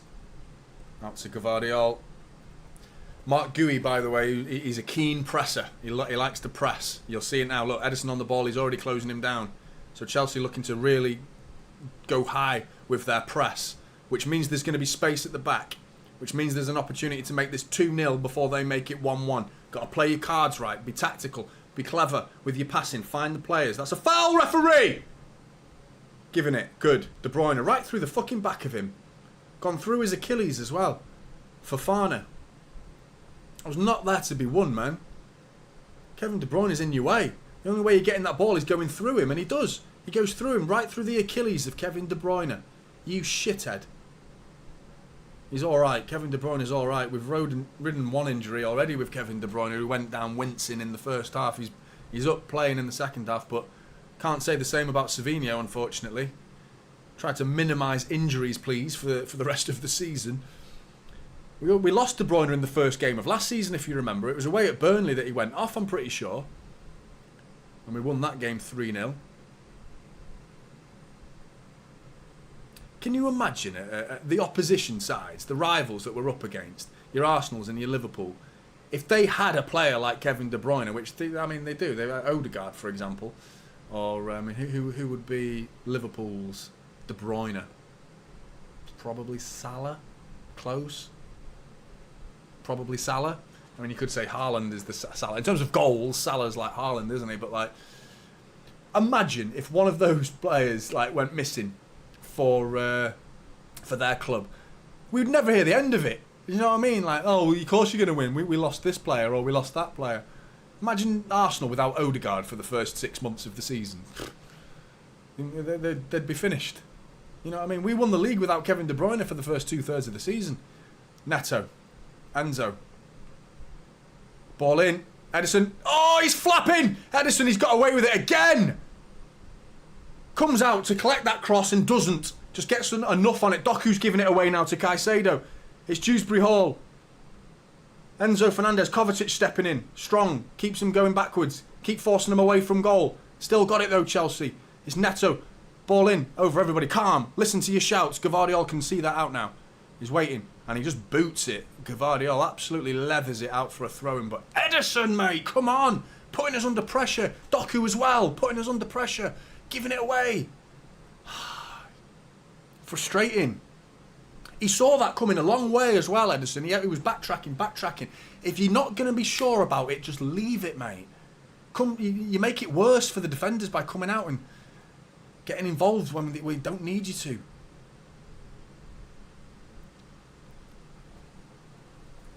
Cyrus, Doku has been poor today. He has. Let's have it straight. Haaland in a battle with Fofana here, and he's doing well.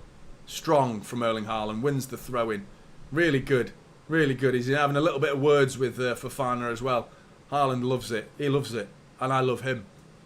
And I love him. On his 100th appearance for Manchester City, he is the difference between Chelsea and Manchester City right now. The man who I promised you will come back after a stinker of a performance. Not really through his fault either in the Community Shield. He just didn't have any involvement. I promised you he'd be back. And here he is, scoring at Stamford Bridge. He can't do it against big teams, apparently. Maybe you're right, Chelsea might not be that big. But De Bruyne's on the edge of the area. De Bruyne with a shot, and it's wide. You could tell it was wide by Robert Sanchez's reaction. Didn't look bothered at all once that left Kevin De Bruyne's boot. But he scored from similar positions like that before at Stamford Bridge. Kevin De Bruyne.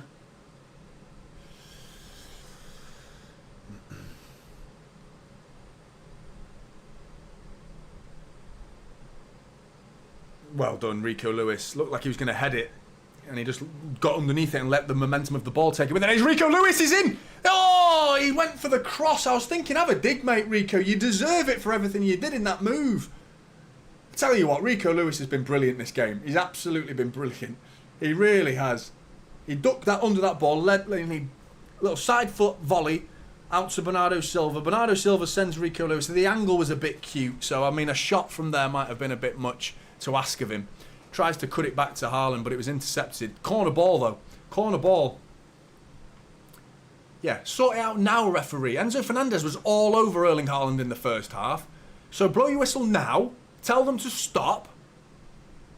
Haaland's just like saying, I will fucking eat you for breakfast if you don't stop touching me like that. Oh, well, that's stupid. We've just given away a short corner. Just misunderstanding from Kevin De Bruyne and Bernardo Silva. Erling Haaland's having a word with Enzo Fernandez here. He's really wagging his finger at him. Haaland's been in the gym as well, man. He's always been a big guy, but those biceps have grown. He looks bigger and stronger than ever before, Erling Haaland does.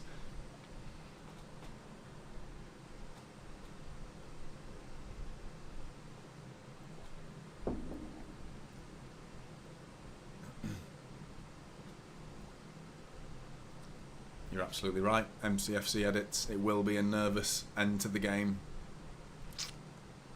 1-0's a great result. It's a great result. I have a feeling that Chelsea are going to get more than one more chance. I was going to say another chance. I feel like they get more than one. Probably 2 or 3. I think that's been their problem in this game. Their decision making in the final third has been poor from Chelsea. Ours hasn't been that much better. You know, by 1 goal, it's been better. 1 moment, it's been better. But Jeremy Doku's had a big role in the lack of quality in the final third. He's had a big say in it not being up to scratch. And he needs to improve, you know. He does. He needs to improve.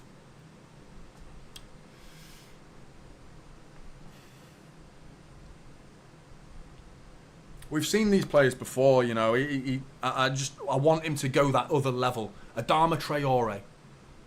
Saint Maximum, you know, that level of like ability and speed and power that's frightening, and players, it gives you the advantage over every player you come up against. You have a massive advantage, but if you can't kick the ball with a decent technique, you're no good to anybody. You're absolutely useless. Rico Lewis has just popped it through the legs of Enzo Fernandez and said, fuck you, you little shithouse. I'm on my bike. See you later. There's Doku. He's sent... And it's not good again from Jeremy Doku. Trying to send Haaland away. You can see what he's trying to do there, but the execution was poor once again from Jeremy Doku. Like I said, it's all good and well. If you can get to the byline, wow, exciting. But But if your cross is disappearing over everybody's head, it's a waste of time. Gusto. Cole Palmer on the edge of the area with space, back to Gusto. De Bruyne has not tracked the run. Diaz has come back. Get up, mate, get up! Oh, fucking hell, I thought... He didn't know where the ball was then for a second, Ruben Diaz. I think they're claiming handball here. Certainly can't be on Ruben Diaz, but it might be on Kovacic. Oh, it's a big fucking handout as well. Yeah, that's the new rule, isn't it? The new rule is natural position. They said handballs are not going to be ridiculous decisions like that. No, that'll be a fucker. Good, yes, good. That's the rule. The rules, they've stuck to their own rules. Well fucking done, PGMOL. Finally. They said natural position. It's got to be a deliberate handball. That's nothing deliberate about that. Anyway, corner to defend. It's a good clearance from Akanji. Sends it flying away. Dewsbury Hall's going to collect that though. Pressed by Bernardo Silva. 13 minutes of normal time to go. It's Pedro Neto. Dewsbury Hall. Caicedo. Enzo. Come on, City.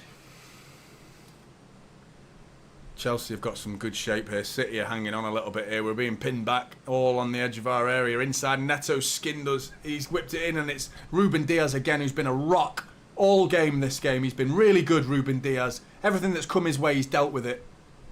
He's been solid as a rock back there, Ruben Diaz. Well played, mate. Keep it going.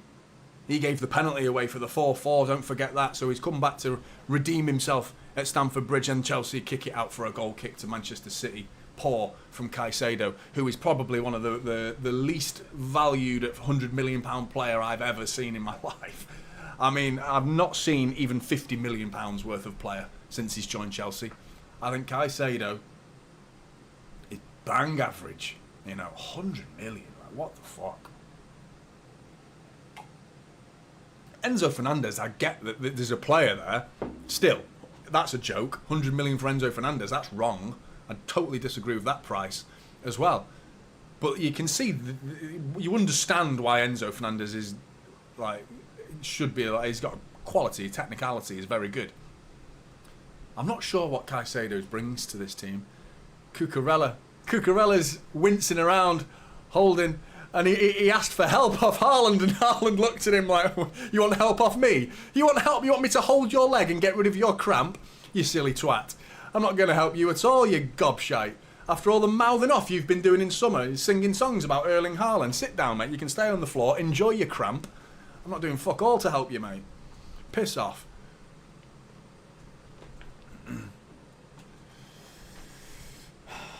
Cucurella then, having a go at Erling Haaland, like walking away. Like, help me, I've got a cramp. Oh, mate. That's karma.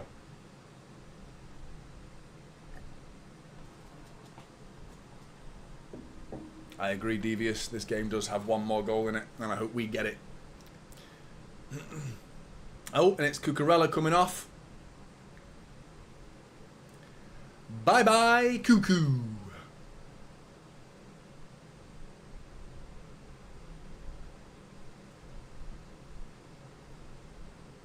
It's Cucurella coming off, and on comes Renato Vega.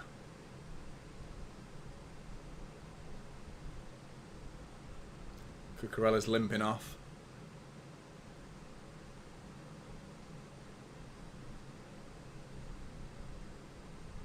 City taking it easy now with the throw-in. All the way back to Akanji. Ruben Diaz, 10 minutes to go.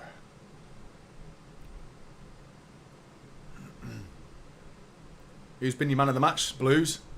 Doku beats Gusto's coming inside the pitch centrally.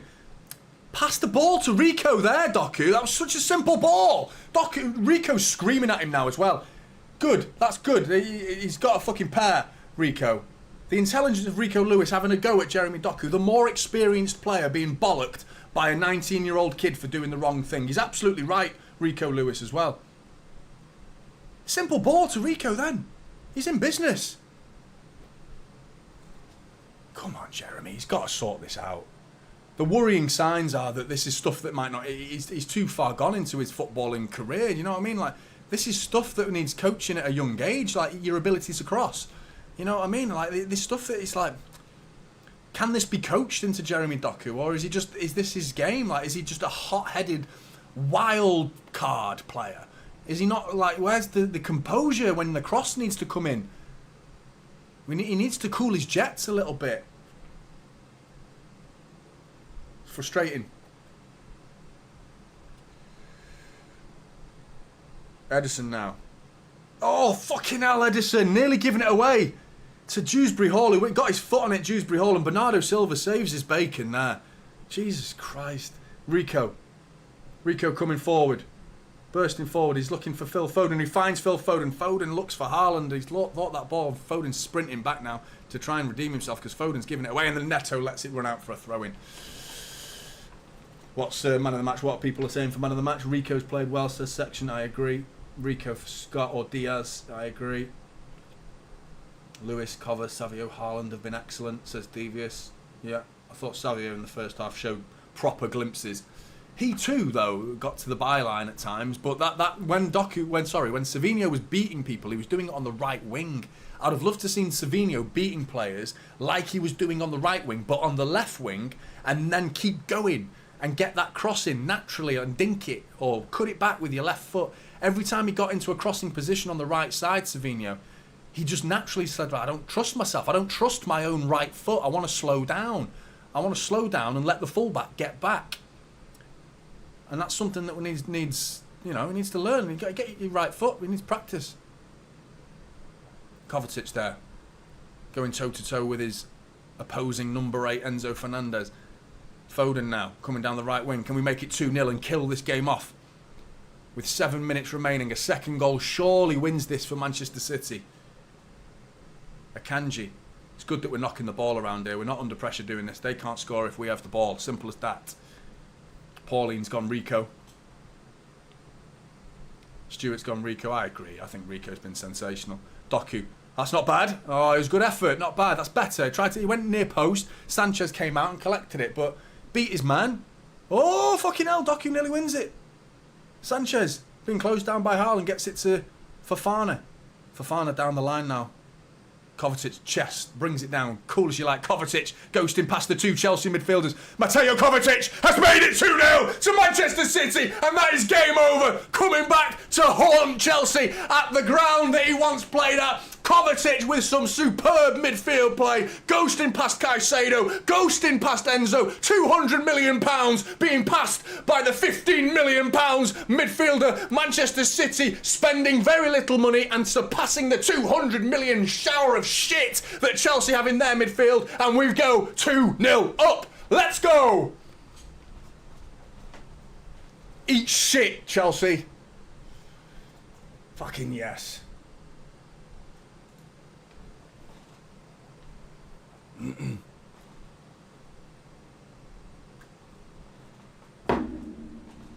Well played, Mateo Kovacic.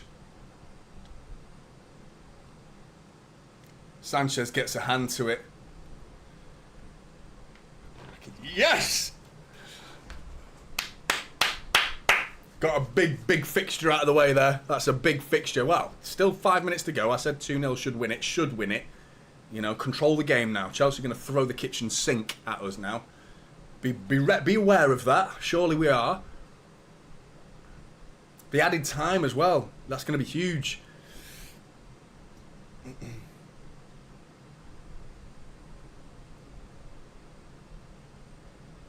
He just ghosted past them then, didn't he? Rico with some work to do here. Smacks the ball off Dewsbury Hall, throw-in.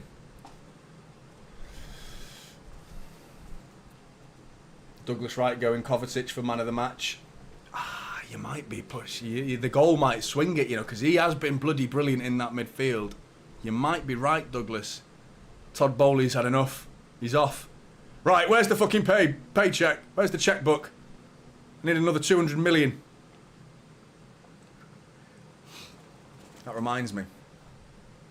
Do you know, since Chelsea last beat Manchester City They have spent £1.2 billion. Aren't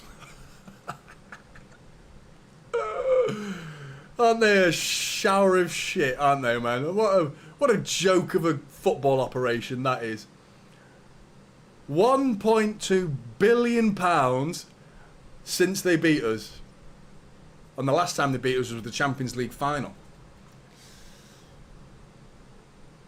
We have faced them on the opening day. I remember it a while back as well. We faced them on the opening day of the season back in 2008, maybe 9. Maybe 7 actually. Maybe a bit earlier. Maybe 6 or 7. It wasn't Sheikh Mansour days. It was Paul Dickoff was in the starting 11 actually, so it can't have been that 2008. Paul Dickoff started, if I remember, or at least he came on with the yellow and black kit. We lost 6-0, so I remember it. We got fucking spanked. Wayne Bridge and John Terry were best mates back then until John Terry started putting it in Wayne Bridge's missus.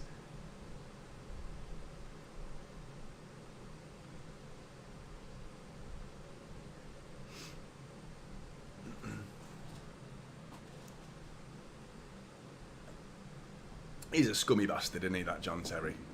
He seems like he's all smiles and good for the cameras, and he's a bit of a shithead, really, isn't he? Thought Wayne Bridge held himself in that whole situation really well. Chelsea trying to come forward. They could come forward here. City some defending on the edge of the box, really good. De Bruyne sends Doku away. Sprint now, Jeremy. Go, go, go. We got Gusto on your back. He slows it down. Go, go, Jeremy. Good strength. Great strength from Jeremy Doku. That really good. Well played, Jeremy. Gets us up the other end of the pitch, slows it down, gets it into De Bruyne. City can knock it about now. Fucking hell, De Bruyne. I thought Cole Palmer was intercepting that then. He's got long legs, hasn't he, Cole? That was good from Doku. Sensible, mature thinking. Get forward, turn round, slow down. 2-0 up, don't give it away. Really good. Doesn't make up for the other 88 minutes, unfortunately, which have been nowhere near good enough from what we want to see from Jeremy Doku. But again, a player that I don't want to write off. I feel like he needs some time to mature, to marinate in the Pep Guardiola oven.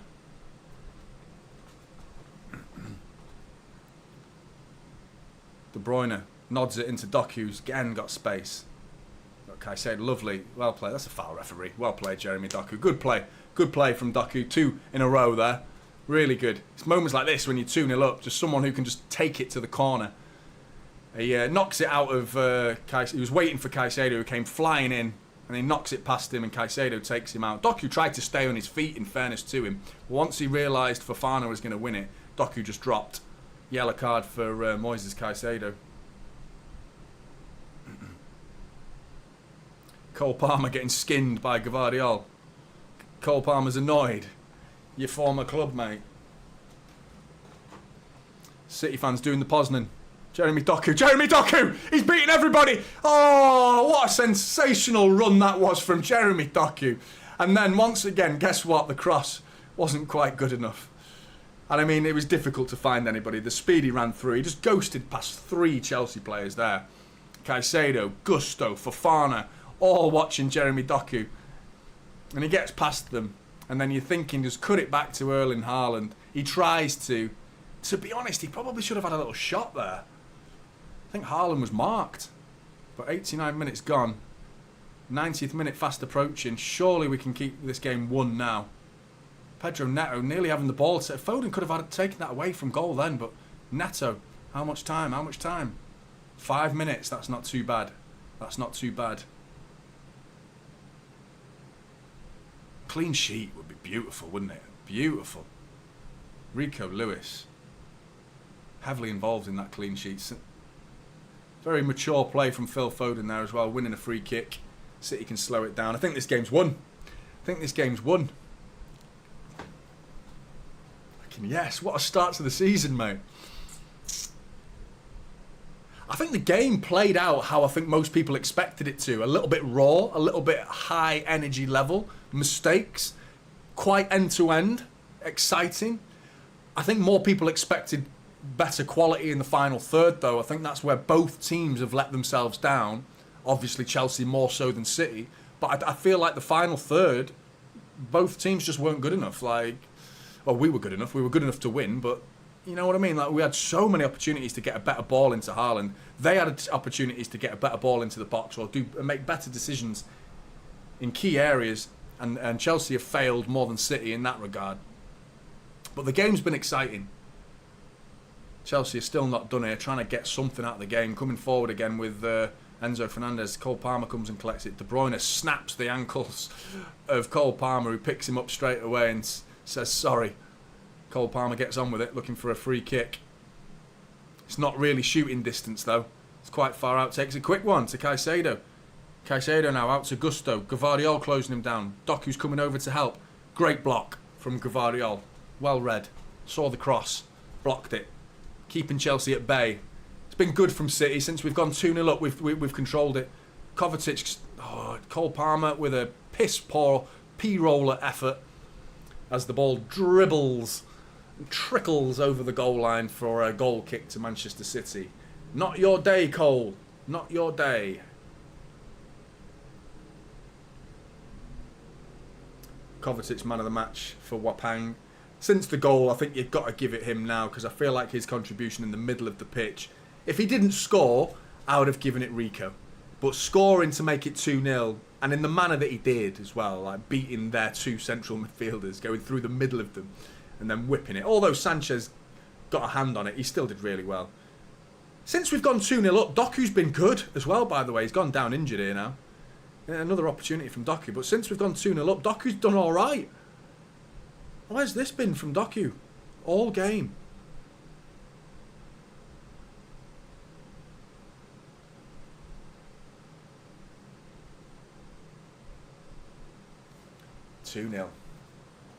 Third would be nice, because that sends us joint top of the league with Brighton, doesn't it? And we are behind Brighton alphabetically.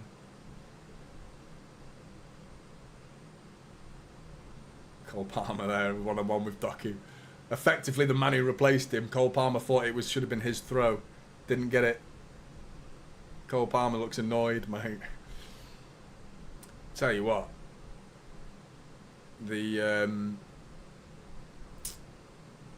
What's he called? Fabian Hersler, the new Brighton manager. 31. What the fuck's that? 31 years old. Winning 3-0 in your first game. Coming to the Premier League against the experienced management of Sean Dyche. Oh, fucking hell. He's just a kid. He's a kid, isn't he? Oh, he's 31 years old. Give him a fucking lollipop. And he's beaten him. Gone to Goodison Park and spanked him 3-0. It'll be interesting to see what Brighton do this season. Ball out to Gusto. Last chance for Chelsea, really. Ball in, and it's going to be cleared. Haaland lays it. Oh, tried to lay it off to De Bruyne. A heavy touch. Got it all wrong there. Haaland. Chelsea can get another opportunity here. Neto. Closed down by Rico. Enzo Fernandez. Ederson. Fucking fumbled it again. He fumbled it up in the air and caught it. But, like, Jesus Christ.